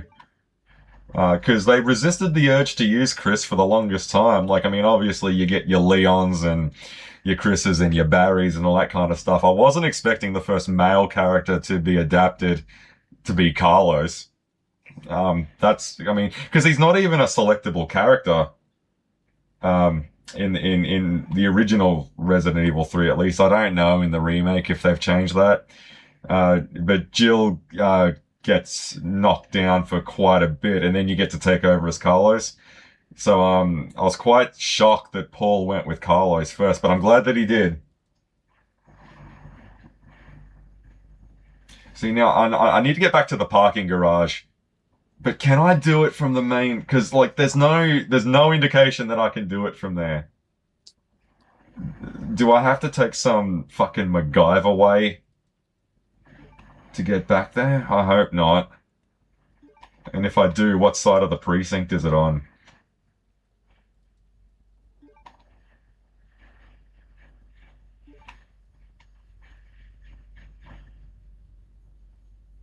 Okay, so no, main hall, break room, watchman's room. There's zombies up the arse there, but we like a challenge. Down those stairs, down here. Parking garage.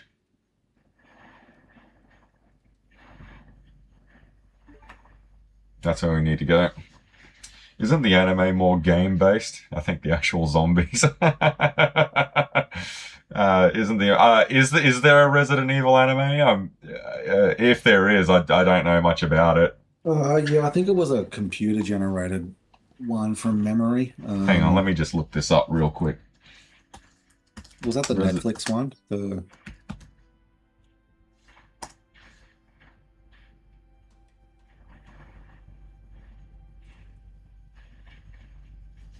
I can hear Mr. X rattling around out there.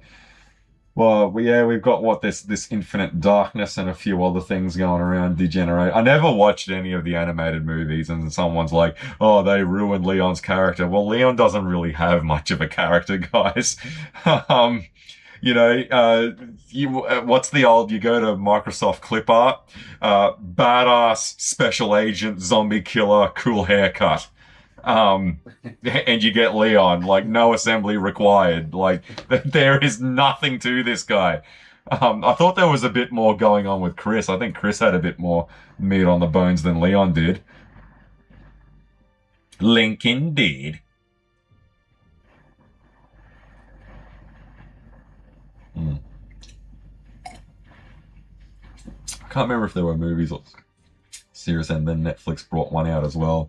I know they did that Welcome to Raccoon City. Was that the one with the where they tried to like combine Resident Evil 1 and 2 into a story? Like, yeah, I mean, you're trying. Yeah, I can't remember if that was live action or CG.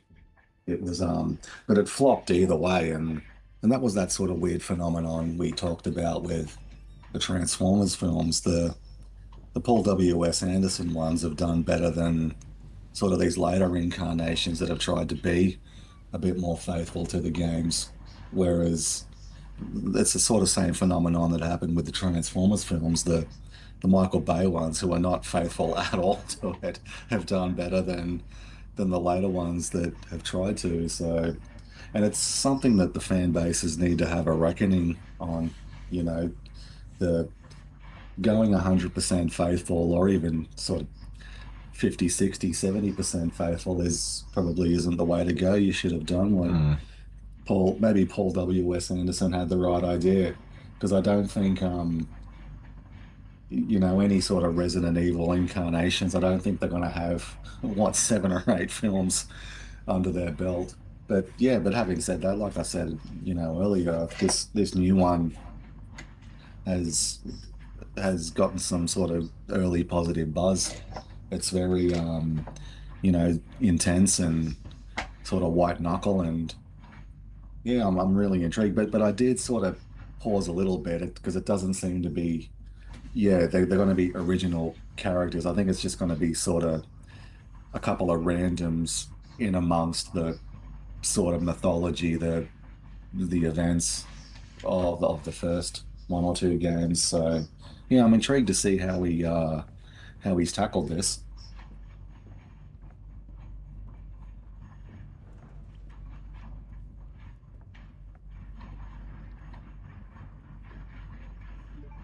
All right, I need to get back to the main hall and get to the break room for a hard save.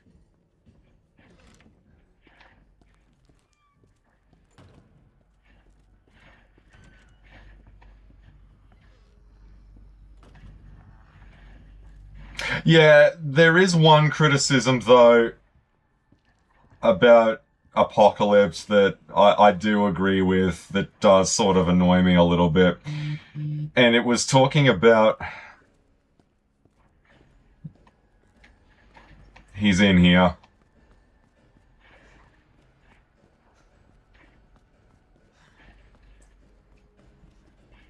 Okay, hang on a minute, because I'm gonna totally fucking forget what I was saying.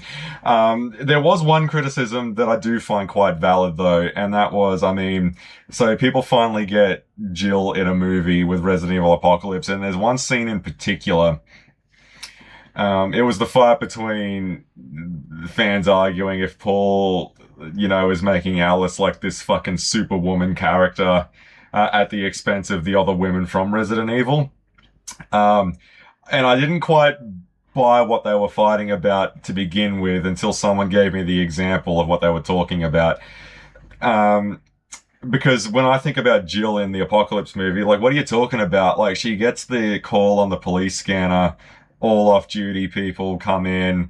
She goes in like a complete badass and like headshots zombies all around the fucking RPD. And then she says she's leaving town and tell everyone else to leave as well. Like, it's a very cool introduction to the character, and she looks like she stepped right out of that video game. But the guy on the other side of the token, or the person on the other side of the token, was arguing there's that moment with Jill in the school when they all go there just after Terry is killed, I think. And they're there to rescue Angela, and the zombie dogs are in the cafeteria, and she turns the gas on the burners and all of that, and she's going to blow them all up. She gets her matches out because she's seen smoking throughout the film, and she throws the matches, and then they go out, only to have Alice rock up and do it like 10 times cooler. And then I started to realize what was sort of annoying this guy a little bit. Like, you've taken a moment away from Jill and you've given it to Alice. I'm like, all right, does that really break the movie for you though? Like, I can kind of see what you're saying, but like, either or, the heroes win. Yeah, I don't know. I can kind of see it. I kind of. Um, Well, the one that did it for me was when Jill was like, now I know Jill's a bit on the timid side, at least in the first Resident Evil she was. Resident Evil 3, she's a bit more, I mean, she like slaps Carlos when he's freaking out. I don't know how well that would have played with with an Oded Fair older one. So that scene's not in the movie, spoilers. But there's that moment later where she's talking to Alice and Jill just flat out says, I'm good, but I'm not that good. Yeah, Yeah. all right, that one's a bit on the nose. I would probably walk that one back a little bit. Yeah, again, I think that comes down to Mila Jovovich's just charisma. She has great chemistry with Oded Fair, and that's obvious and evident from the commentary, which is, the greatest thing of all time, right? That they sat down and did. I think, yeah, Robert De Niro lighting a cigarette as a gangster is a bit different to, any other actor lighting a Shit. cigarette and playing a gangster. It's, I don't know, yeah, I think a lot of it just comes down to her sort of screen presence. She just puts so much sort of oomph into sort of every action, whether it's deliberate or not. I don't know. Oh, fuck off! Um, He's here. so you sort of, as a director, and you're sort of assembling it into a sort of full picture, you naturally gravitate more towards the more interesting take on it. Yeah, that's true, because I believe they even filtered in a romance between, or a kind of romance between Alice and Carlos in the movies. Um, or at least between Apocalypse and Extinction. Yeah, okay. Yeah, that's what I mean. Like, I can kind of understand the argument. I don't think it's an argument, though, that makes the movie a total write-off. I guess that's where I land in the equation. I mean, Jill does have a lot of badass moments in the movie, man. I don't think giving the movie a total miss because Miller rocks up to do it like 10 times cooler. Um, I don't think it's fair to give it a complete thumbs down just because of that. And I'm like, well, what about later in the film? Like, I mean, she needs the fucking nemesis to save her from that. What the fuck? I mean, literally all day, right? And now when it's like, what, quarter to one, all of a sudden my phone lights up. Go away. Um, yeah, there's that moment when she's pretty much, what, it's after Dr. Ashford is, again, um, it's a month late again. Again, after Dr. Ashford is killed, she's like surrounded by by all these umbrella stormtroopers. And what ends up happening is Nemesis has a change of heart, which I don't think anyone was expecting in the movie. Because he goes down in flames, as far as the game is concerned.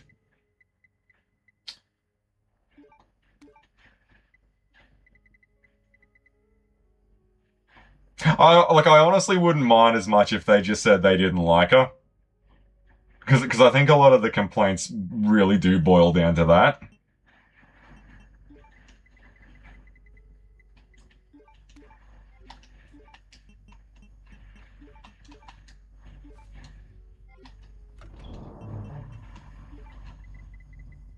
Oh, look, it's not that I don't like her, but... And then spend 45 minutes talking about how much they don't like Mila Jovovich. Oh, look, I just don't think it's fair to give Apocalypse a total fucking miss because of one scene.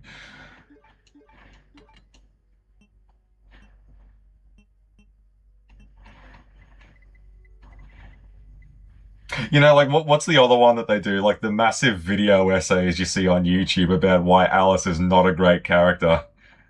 I sit back and I think, like, well, because Alice is barely a fucking character herself, right?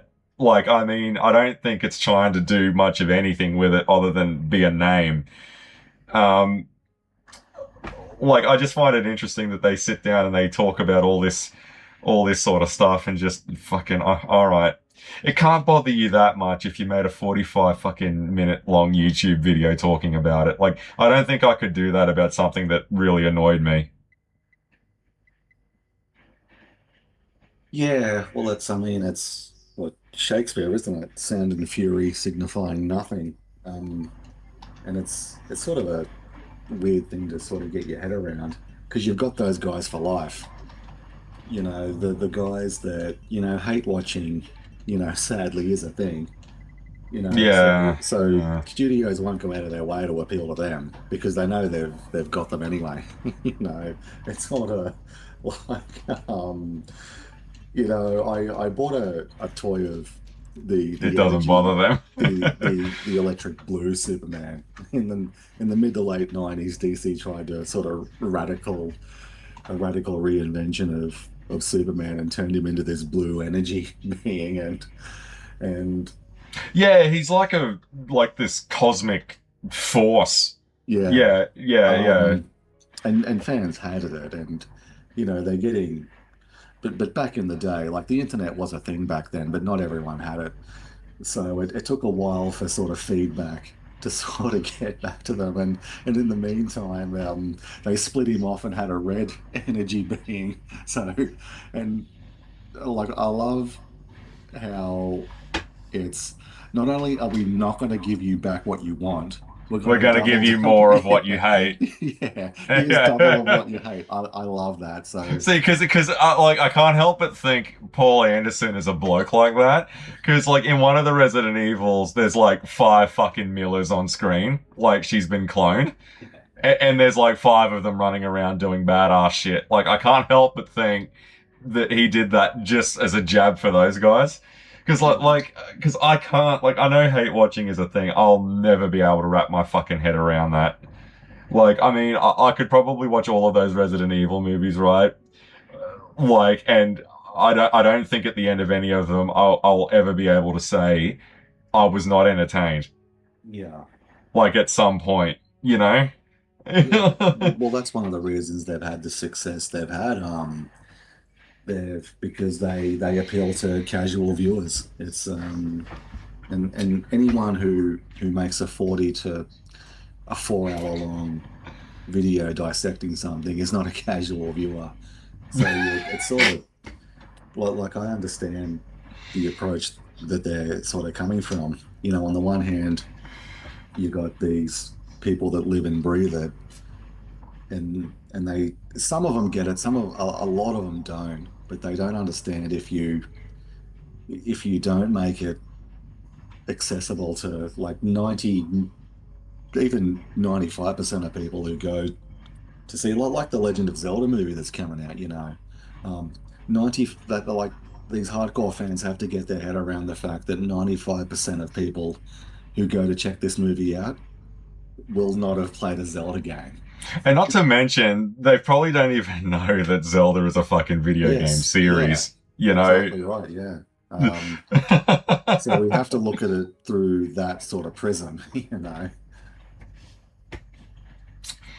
See, but it's like what we were talking about with Transformers. Like, it's interesting. The closer, because over time, Resident Evil movies have catered towards these people, and they've never performed well. See, because it's something that used to annoy me, like when I was a teenager, like these fucking 30-something guys with the soul patch happening would be like, yeah, we outnumber you gamers like 2 to 1. Like, no, you fucking don't, old timer. Like, I would argue like the kids today have completely drowned us out in the video game market. It's the same, like I use GTA 6 as a good example. Now, people need to remember that it's been 13 years since GTA 5. GTA 6 probably ain't gonna fucking hit the same when Yeah. you're in your mid 30s when it did when you just turned 20. All right. So like this game is not going to be interesting to me at all. But you know what? It's not made for me. Like the 15-year-olds of today are going to go fucking nuts with it. Yeah, they're to sort of to bring it all full circle. They're expecting the Ethan Embry of 1998, and they're going to get the Ethan Embry of 2026. Yeah, it's just that that's my point. Like it's like we need a movie because I think, and this is the cold hard pill for these people to swallow. I think the day of they need to make a Resident Evil 1 movie set in the mansion, set in 1996, and all this shit. Like right then and there, you just realize it's a production that's already more trouble than what it's actually worth. Yeah, Like to make it a period piece and all this sort of shit. Like it's the time to have done that has been and gone. yeah, horrible idea. That pretty much guarantees a, a bat to the back of the head of the film. Yeah, now the time to do that has been and gone. If you Yeah. try and do that, yeah, you're on a hiding to nothing, I think. Yeah. Which is why I was quite surprised with the remake of the game, Resident Evil 2 game, that it was set in 98. But having said that, though, it takes a lot of artistic liberties. Like, when you get down into that Umbrella lab towards the end of the game, like, it's set in 2026. You've got, like, fucking robots doing the speaking, you've got holograms, you've got all this shit, you got tablets and all this shit. But, you know, it's got the excuse of, well, it's an Umbrella lab and they have high tech. You know, high tech for 98. So it's got that excuse there. And I was like, had they not have done that, like, I think this game probably would not have done as well as it did. Yeah. You know, like, but I think that one-to-one recreation, setting it in the 96 and having it be like exact, like, cause, I mean, like, by all means, set a Resident Evil film inside of a mansion, but you give these people a brick and they take a building. You know, like, no. It needs to be the exact dimensions. It needs to be the exact same everything. It needs to be totally recreated from the game. It borders on such an unhealthy fucking degree. Yeah. Like, well, if what you're asking for is the game all over again, just go play the game, right? Yeah. Well, I'm I'm one of those people, right? I guess what I'm trying to say is I'm one of those guys where Resident Evil is better played, not seen. And no matter how faithful the movie's going to be, it's never going to change my opinion on that. Like, it's the same reason why I never saw the new Mario movie or the one what's the Pixar looking one that came out in like 23 or 22 or whenever? I've never seen that one either, because like when I look at them, like I'm sure they're great and nutcases of the games go crazy for them, but when I look at something like that, I'm like, why don't we just go and play a Mario game? Yeah. Like, I think Mario is better played, not seen. You know, like... And that's the trap a lot of video game movie adaptations have fallen into. You know, it's like when people talk about why Halo, the Paramount Halo series wasn't faithful. I didn't watch it because I was too busy fucking playing Halo. Come on. I think Halo is better heard, not seen. I mean, it's better played, not seen. I mean, who the fuck turns around and say, yeah, Mario's the best movie I've ever seen? Don't you mean it's the best game you ever played? Like Resident Evil, it's the best movie I've ever seen. Yeah, don't you mean it's the best horror game you've ever played? It's just, you know, it's funny. Like in the fucking hell, in the curse of trying to be incredibly faithful, they lose sight of why they're faithful to the thing that isn't faithful anymore to them. Yeah, It's just, yeah, I mean, there's faithful and there's faithful, right? I mean, Mario was a bad guy originally. Come on, you yeah, asswats Jumpman, yeah. who are so hopelessly devoted to the games. Let's And do so, that. and so was Donkey Kong. Like, I had this guy fucking scream at me, in the messages once, because I said, because we were listening to a Donkey Kong Country song or something, and anyway, I made a mention going, if it wasn't for the Rareware games, kids today wouldn't even know who the fuck Donkey Kong is. And then someone put me on blast. Well, let me just say, it was a very energetic, sort of descriptive message I got back saying that Nintendo doesn't owe Rare shit. And kids were always going to know who Donkey Kong was, all because of the 1981 game and blah, blah, fucking blah. Just white noise. Like, you know when someone sends you a message and it's like 9 paragraphs long of just shit, and you stop reading after the first 2 sentences? Can't hear a word you're saying, and it makes them more angry. Yeah, It was that's like right. that. Yeah, yeah, And, I got and mixed up. Yeah, Donkey Kong was the bad guy. Yeah, not yeah, Mario. He was yeah, Jumpman. Yeah, yeah, and Donkey Kong, you know, and he's putting me on blast about his kids and all this sort of shit. So when it was all said and done, after I skimmed it, I replied back to him going, just out of interest, what was your kid's first Donkey Kong game? And then he was like, Donkey Kong Country, man, I got him on the shit I grew up with. Well, then shut your fucking mouth then, because you just proved my point. You know, like, of course, like, if it wasn't for Rareware, kids today wouldn't know who the fuck Donkey Kong is. You know, like, and that's not a bad thing, you know. no, it's yeah, they inadvertently got a much longer lease on life, and I feel that way about GoldenEye as well.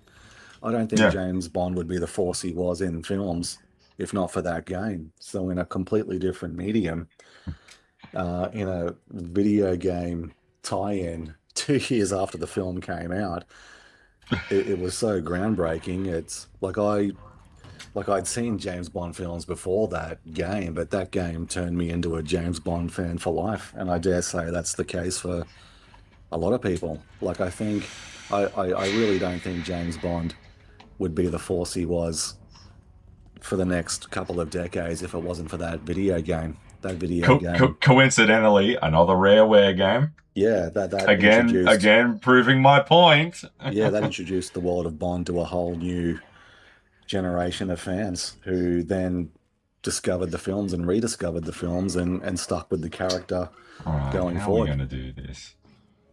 All right, I want to get a grasp on what the next stream is going to be like. So I want to get down here. Um, yeah, you know, all this sort of shit. Yeah, because I reckon the GoldenEye movie was just okay. You know, like it was just meh. It was more of the same and all that kind of thing. You know, like if you've seen a Bond movie before, you've definitely seen this before. Yeah.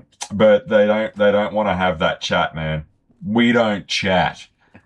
Um, you know, because I think the movie is just it's a bog average Bond thing. You know, yeah, good villain and all that sort of shit. It does what a Bond movie does. I don't think the crazy reverence for GoldenEye really kicked off until that fucking game did.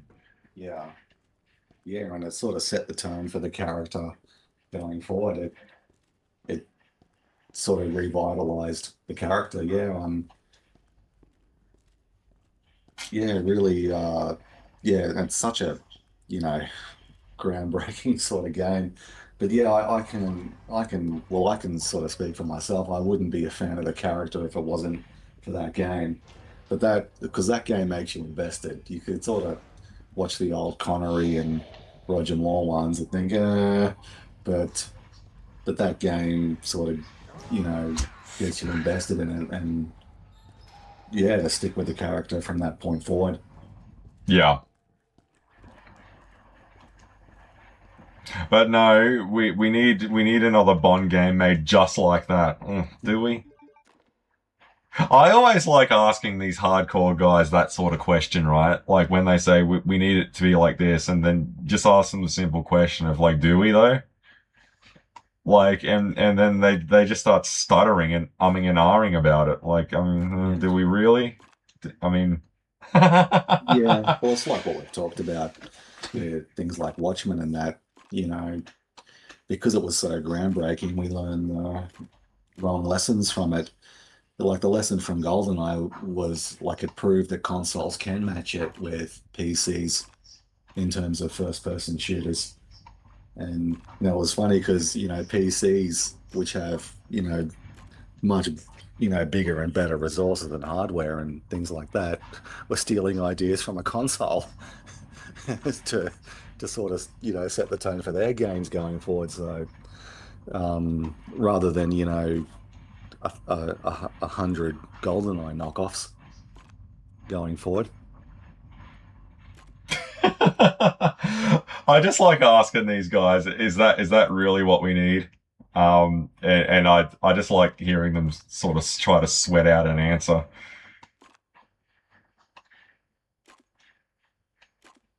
See, because one thing that I think does get lost in the shuffle is you try to remind these guys, right? Like 1997 wasn't 10 years ago, Yeah. 15 years ago, 20 years ago, it was fucking 30 years ago, man. Yeah, Like, it's incredible. I during the week I rewatched Deep Impact, which came out in 1998, and like it just dawned on me what a huge amount of time has passed. It's I mean, you let know, this sink in. Like we're almost at the 30th anniversary for The Lost World. Like that's the one that I reckon is fucking crazy. Like wow, it's been almost 30 years since then, you know, like yeah, like 30 um years since the first screen, like 31 years, or like something crazy like that. Yeah, I think that's what's going on in the digital era. A lot of people forget just how much time has passed, has gone by. Yeah, All yeah, right, this is really starting to give me the shits. I wanted to do this so I could find out just how much of a shitstorm the next stream is going to be. Um,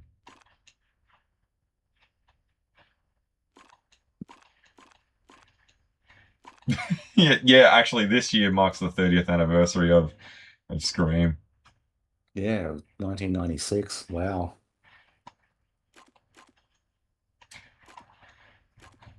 All right, hang on.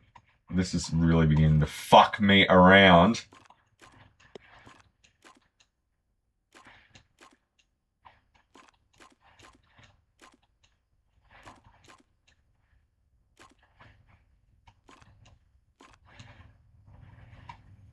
Hmm. Well, we're 30 years in Pokemon. Yeah, that's right as well. And that's another one. 30 years of Pokemon. Like I had these guys screaming at me, going, "Pokemon ain't what it used to be." Um, Guys, we're almost middle aged, man. I don't really give a fuck what Pokemon's doing anymore.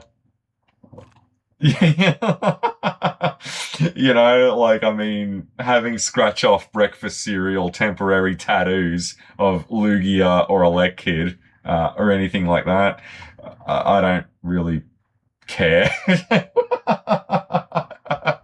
what it's doing.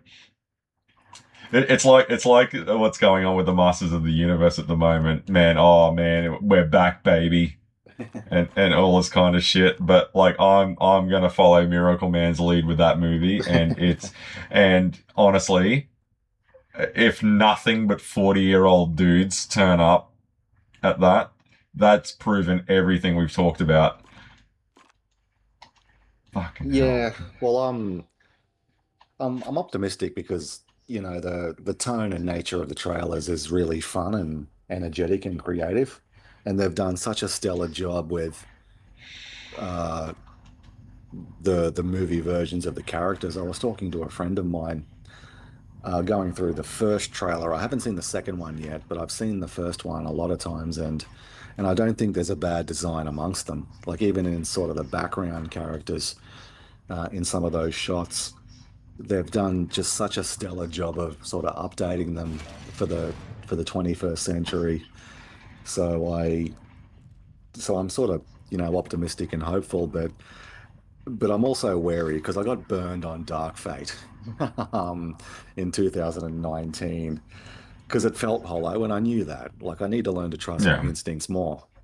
yeah, of course. You can wheel Jim Cameron out and bring back Eddie Furlong and all that, trying to pump us up that it's 1991 again, and it just felt really hollow, and that was proven to be true. And so I was reading an article about the early screenings of Masters of the Universe, and it brought the house down. The crowd was in raptures. And my first question for that is, okay, what was the makeup of the crowd? If it was sort of kids, Masters of the Universe is aimed at kids, probably 5 to 12. It's a children's toy line. That's probably the sweet spot. Like if it brought that house down, then you can be optimistic. But if it was, guys with the receding hairlines, if that brought the house down, then I'm not going to sort of buy into, all this sort of buzz it's generating because I'd really love to know the makeup of these sort of test audiences, whether it's the audience they're intending to target or if it's just sort of, rusted on MOTU fans like myself, because It reminds me of that episode of Stupid Man when they do that fucking focus group meeting thing. It's the one when they have Nigel in it, and then he's like, the average age of your readers is 22.3 years old, and then when they do the meet and greet, yeah, Anne comes over to Carl going, what the hell's going on here? They all look like middle-aged geography teachers. And then Carl's like, well, Nigel was wrong about the average age of our audience being 22.3 years of age, wasn't he? yeah, Because, like he's confusing the median which is the middle point of the sample, with the mode, which is the highest occurring number in the sample.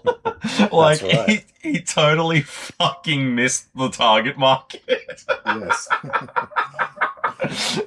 Yeah, they're 22.3 years old. He's got that fucking statistic confused, um, which is what's going on there. Yeah, they all look like middle-aged geography teachers. Yeah, well, I mean, you've got to know your audience, and also, if you're making something for an audience, you have to be able to market and appeal to them so they know your product exists.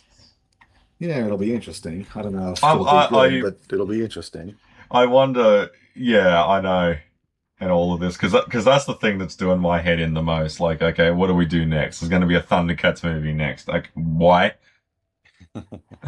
You know, like it's like these channels, right? They'll rant and rave about, you know, Hollywood is all about its nostalgia these days, which I don't actually believe that. I haven't believed that in quite a long time now. Because the argument always seems to fall flat with me. Because then, all right, then when they throw out a Masters of the Universe trailer, why are you losing your shit over it? I mean, if it's an obvious nostalgic ploy, surely a great sharpened mind like the Reddit mod over here would be able to see through that and then not go and see it, right?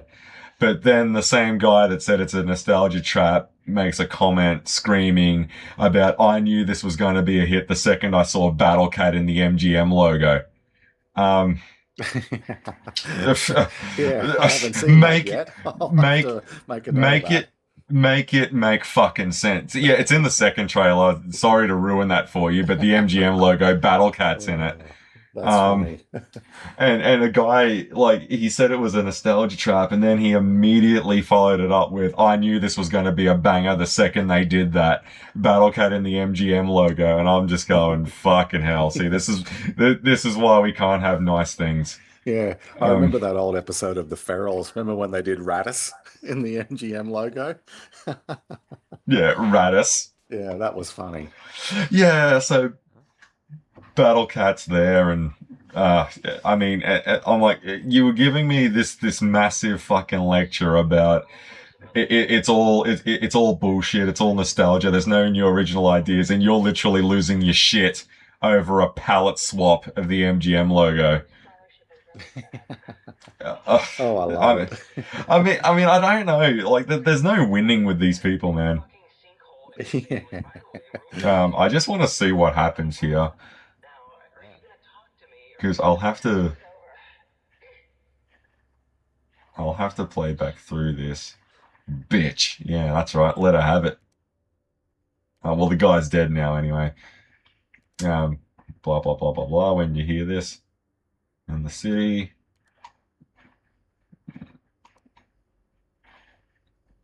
Yeah, Annette. Yeah, alright. Now, if I remember right,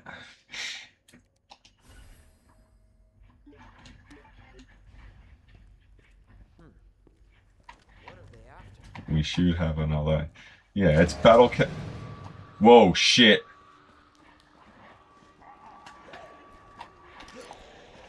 Lights out, motherfuckers. Oh, give me a break. Yeah, Leon, that's what I reckon. Now, I did know that he was scripted to return here, but it's all good. Or is it?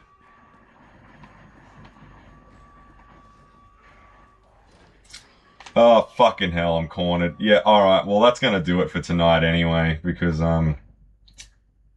shit, we are getting on a bit now. Yeah, I just wanted to see what it was. I was gonna do the rest of the garage, but it's all good. I wanted to do the clock tower. I wanted to get everything in order to be able to do that, and we've done that. So that wasn't too bad. And just, yeah, it's all about fucking nostalgia. Um, yeah, what happens next? Do they put LeonA in the MGM logo and then it's already a 10 out of 10? Just Yeah. because of that. Like, it's... Well, actually, interestingly enough, that's not the first time the guy, you know, going and, jizzing himself over that. The first time they did that, that I can remember was the Crocodile Hunter movie from 2001 or two. It had the lion roar, and then Steve Irwin walks in, going, "G'day, look at this one." That was pretty clever how they did that. I think I'm pretty sure that was the first time they've ever let someone mess with the logo. Fucking hell. This is not going to end well. I wanted to get to that garage anyway. Well, I'm out of grenades because I took a wrong turn.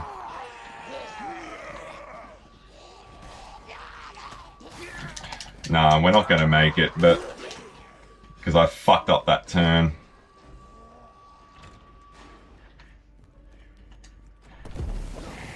Yeah, and he comes through the wall.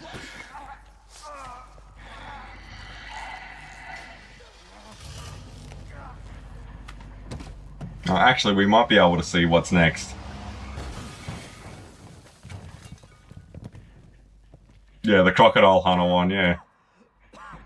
Yeah, was it Crocodile Hunter Collision Course, the live action film?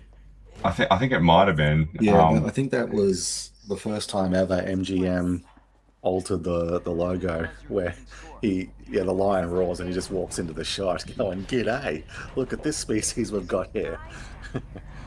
And what was the other one? One that I remember seeing was everyone losing their shit over the MGM lion. It was when they started doing that new. The first time I ever saw it was with Creed. I'm sure that they did it somewhere else, but the first time I really noticed it was with Creed.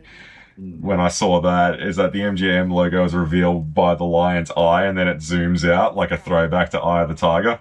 Oh, cool. Yeah, okay. I don't know if any of the others did that, but with Creed, it starts at the eye and it comes out. Yeah, that's pretty cool. That was pretty... like, it's still a lion. Like, it's not a tiger or anything, but I thought that was a really nice sort of thing that they did there.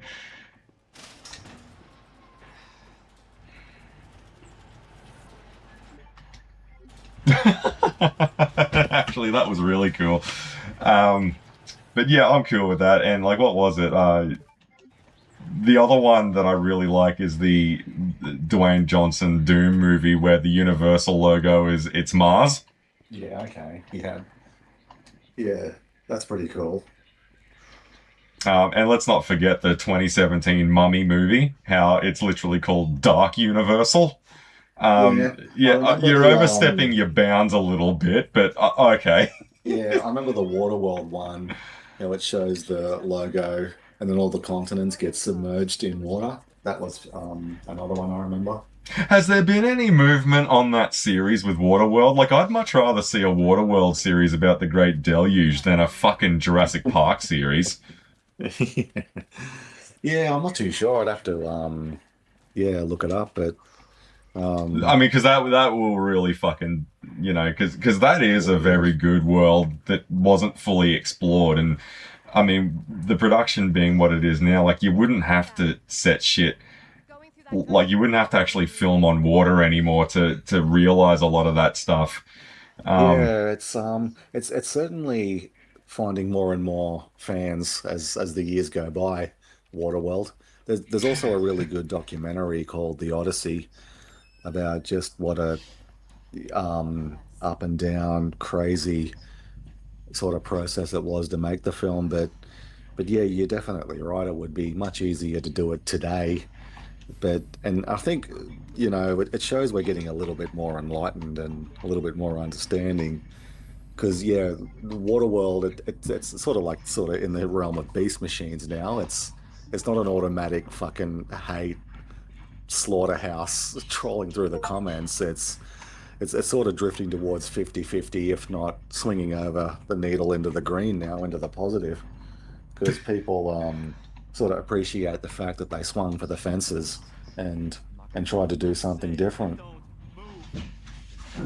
What is fucking yeah? Because the first time I saw Waterworld was when the hate for it really well and truly died out.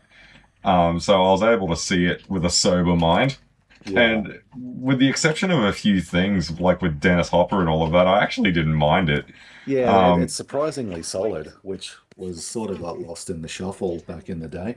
it's a very well put together world that I don't think had the time to shine the way that it should have. The kid's a zombie. Fucking hell. Oh, you sick little bitch.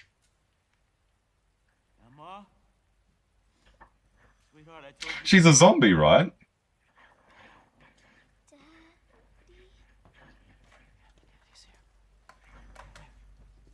Oh my god.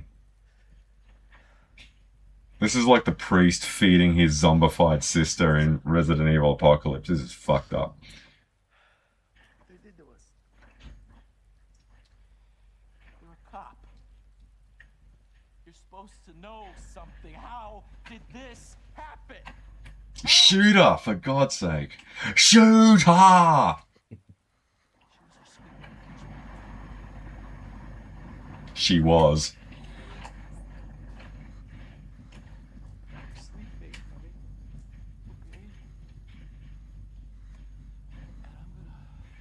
Yeah, they were called smokers. Yeah, that's right. I remember that. It has been a while since I've seen it. I might have to check it out over the holidays, and see it again. Has it had like an extended version or anything? Yeah, it has, and it's really good as well. It's called the Ulysses cut, and it Oh, has all the Ulysses, yeah. yeah yeah, and that's really good as well. Yeah, definitely seek that one out.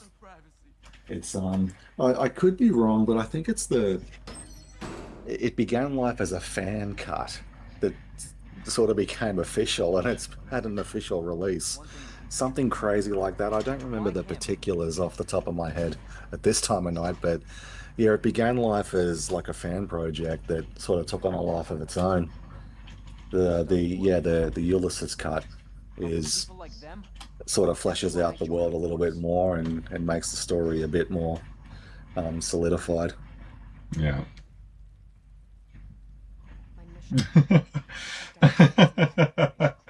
Yeah, I'm keen to. I hope the movie. I hope that universe gets another shot. But I mean, like, even that was like 31 years ago. Fuck knows who owns what pieces of that pie now. Yeah. Like, I mean, it's probably going to get caught up in a licensing limbo for the rest of its life. Yeah. And what's usually what ends up happening with something that's been on ice for this long is simple. Someone else comes along and makes something just like it, or in the spirit of it, and they stick with that. Yeah. Like someone will just come along and make their own. I mean, that's exactly what Guillermo del Toro did with Pacific Rim.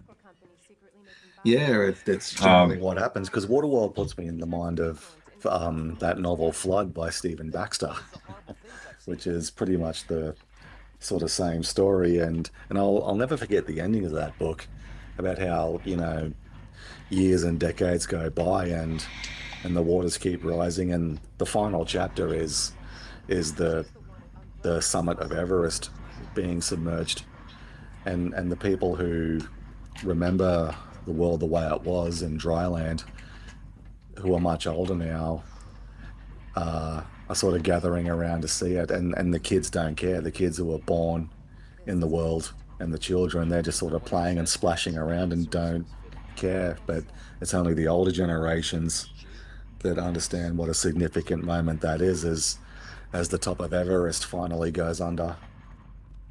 It sort of put me in a mind to sort of watching Waterworld back in the day and flashing forward as sort of as an adult reading that book. um yeah, it just sort of put me in a mind for both stories. Spoiler Jo- alert for a 20-year-old book, by the way. yeah, for drawing inspiration from a 31-year-old film. Yeah. Yeah, that's Um, right. you add that up together, that's almost half a century of material. Like that's it's the same reason why I don't do the whole spoiler alert. Like, I mean, we're talking about fucking Waterworld, right? like like if you haven't seen it by now, trust me, it doesn't matter. It's okay. Like there's no big fucking plot twist in there, at least not that I can remember. Well, apart from spoilers, dry land is real and it's the peak of Mount Everest, if I'm not mistaken. Yeah, I can't remember I know they get to Or like was or I'd was have that to or was that a deleted ending? I I'd honestly have can't to remember.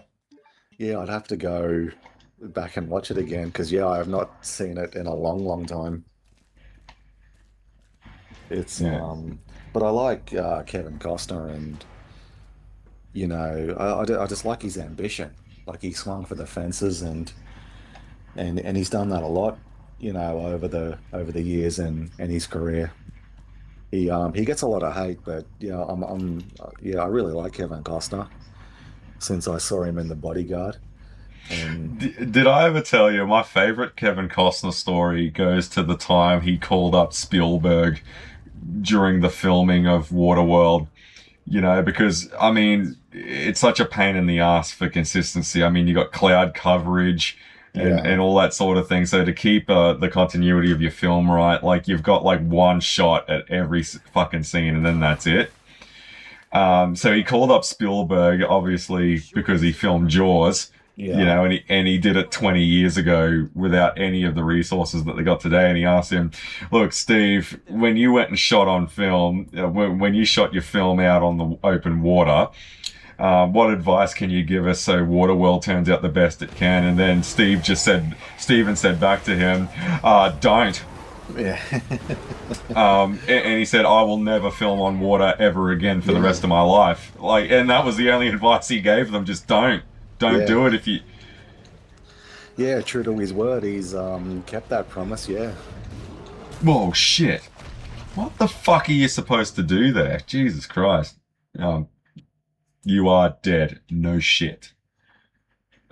Yeah, but I just love that he more or less just said, "Don't," click, and just hung up. Fuck you. At least that's the way. That's the way Costner tells it, at least. But that's one of my favorite Kevin Costner stories. You call up the guy who filmed Jaws to ask him for tips on how to shoot on water, and he just totally clips your balls and hangs up. But yeah, like I'm sure there's a lot about that in that doco that you were telling me about. Like, I mean, really getting into the nuts and bolts of it. Shooting on water is a pain in the ass. yeah. But it was a huge sort of miscalculation. But he was just so high on the success of Dances with Wolves, which everyone thought would be a massive flop. Um, I think this was around 1992 or three. He did Dances with Wolves, and it was a massive hit all over the world. It swept the Oscars. Like he was a number one um, in that industry, and yeah, he could pretty much name his project going forward. And it wasn't all smooth sailing though, because he came off second best with Wyatt Earp. Uh, he filmed his There was another movie that came out around the same time as Tombstone about that story, and he did his version of Wyatt Earp, and he came off second best there. Tombstone is the movie that did better, and it's easy to understand why because it's an awesome fucking movie, and it's I'll be buried with Find that movie, you find know. someone find Yeah, someone who disagrees. yeah. I'll wait. Tombstone and Kurt Russell was talking about it like a month or two ago about yeah, just so much love for that film, and it's just such a great film. So he didn't have it all his own way. That was around 95 or 6-ish, and then yeah, he went on to this Waterworld project, and um, yeah, like really interesting career, really interesting dude, Kevin Costner, because he's had a new renaissance and he's got a whole new lease on life and a new sort of generation of viewers with that show Yellowstone, which was a massive hit. Sort of just when he's down and out, he sort of just roars back into form. Yeah, I really like him. And I love The Bodyguard, which is probably his least impressive film, but I saw that movie as a kid. It was always one I earmarked and jotted down in my notebook to do a discussion on. And we'll get to it one day, but Yeah, we it's probably should. It's probably about time to do another one. I think the last one I put up was the 13th Warrior, and fuck man, that'd be closing on almost a year ago now. Yeah, I've penciled down a few of them. End of Days, and there's a couple of others, but yeah, I'll have to if we're gonna do another one, I'll have to sort of brush up and and do some research. Yeah, I mean, well, obviously, I mean, I think the obvious choice is African Child. I, I reckon. I remember saying that on the way into fucking Metallica. Like, what are they going to open with? The obvious choice is African Child. Um, yeah, like I'm trying to think, like, what is there something that I would be interested in talking about? I honestly haven't thought about it in quite a while. Yeah, well, I'm about a third way through the End of Days novelization. I kind of stalled a little bit, but that's the only one that sort of comes to mind. If I'd have to find Well, it's the end my of days, book. and it's going to be fantastic. Yeah, that's it. It's going to be 2 hours of us just saying that because it is Yeah, I fucking know, awesome. because I was thinking about throwing a random one in there like Ghost Ship, but I won't be able to fucking get through that without saying 100 times I love coming to Australia to film Ghost Ship. Yeah, yeah, Like, cause I'll just be taking the piss like the whole time. Like, it will not be a serious fucking thing. I mean, yeah. like, not really meant to be, but like, I mean, I'll just be too much like that, you know. Like, I still reckon though, like the next April Fool's one, it needs to be like Sharknado, or something like that, or Sharktopus, and really sit down, because I thought it would be a really cool video to upload, and like it's a full on discussion about the movie, and we're just talking about how fucking awesome it is. Like, I Yeah, mean, the Roger Corman. cinematography, Yeah, the iconography of it. I mean, the creature design is unreal. The effects are top notch. Like, and just total straight face, like for the entire thing. Put that up. yeah, yeah, yeah. That would be an awesome idea because I got the Roger Corman collection Blu-ray, and I just thought, um, and I listened to one or two of the commentaries and just how seriously they're taking it. I always thought in the back of my mind that would be funny to do, and the internet being the internet would have no idea, what day it was dropped. But yeah, like Sharknado or Sharktopus or you know Terracuda or Oh, something. yeah, or like Atlantic Rim, or like Transmorphers, like one of those asylum films. Yeah. Some of them are entertaining as all hell to watch, by the way. Like, Yeah. um, Because you can but learn some lessons in it. Because I mean, Jim Cameron, sort of worked with Roger Corman and listening to some of Roger Corman's commentaries, like there's some lessons you can, even though most of these films are sort of not very memorable. Like there was one he did for Sharktopus or something, like put humor in the film because if you don't put humor in the film, like a well-timed bit of comedy or humor, the audience will make their own. I always thought that was a really good comment, and you can tell like a guy like Jim Cameron sort of knew that because like in Terminator and Aliens and that, there's a lot of well-timed humor. Um, and even in some scenes you don't expect. Um, like in Terminator 1, like I don't care where you are, just come and pick me up. What the? And he flings the guy out of the payphone and the guy says, "Hey pal, you got a serious attitude problem, you know that." And the gun shop scene. Like he asked for a plasma gun. Hey, just what you see, pal.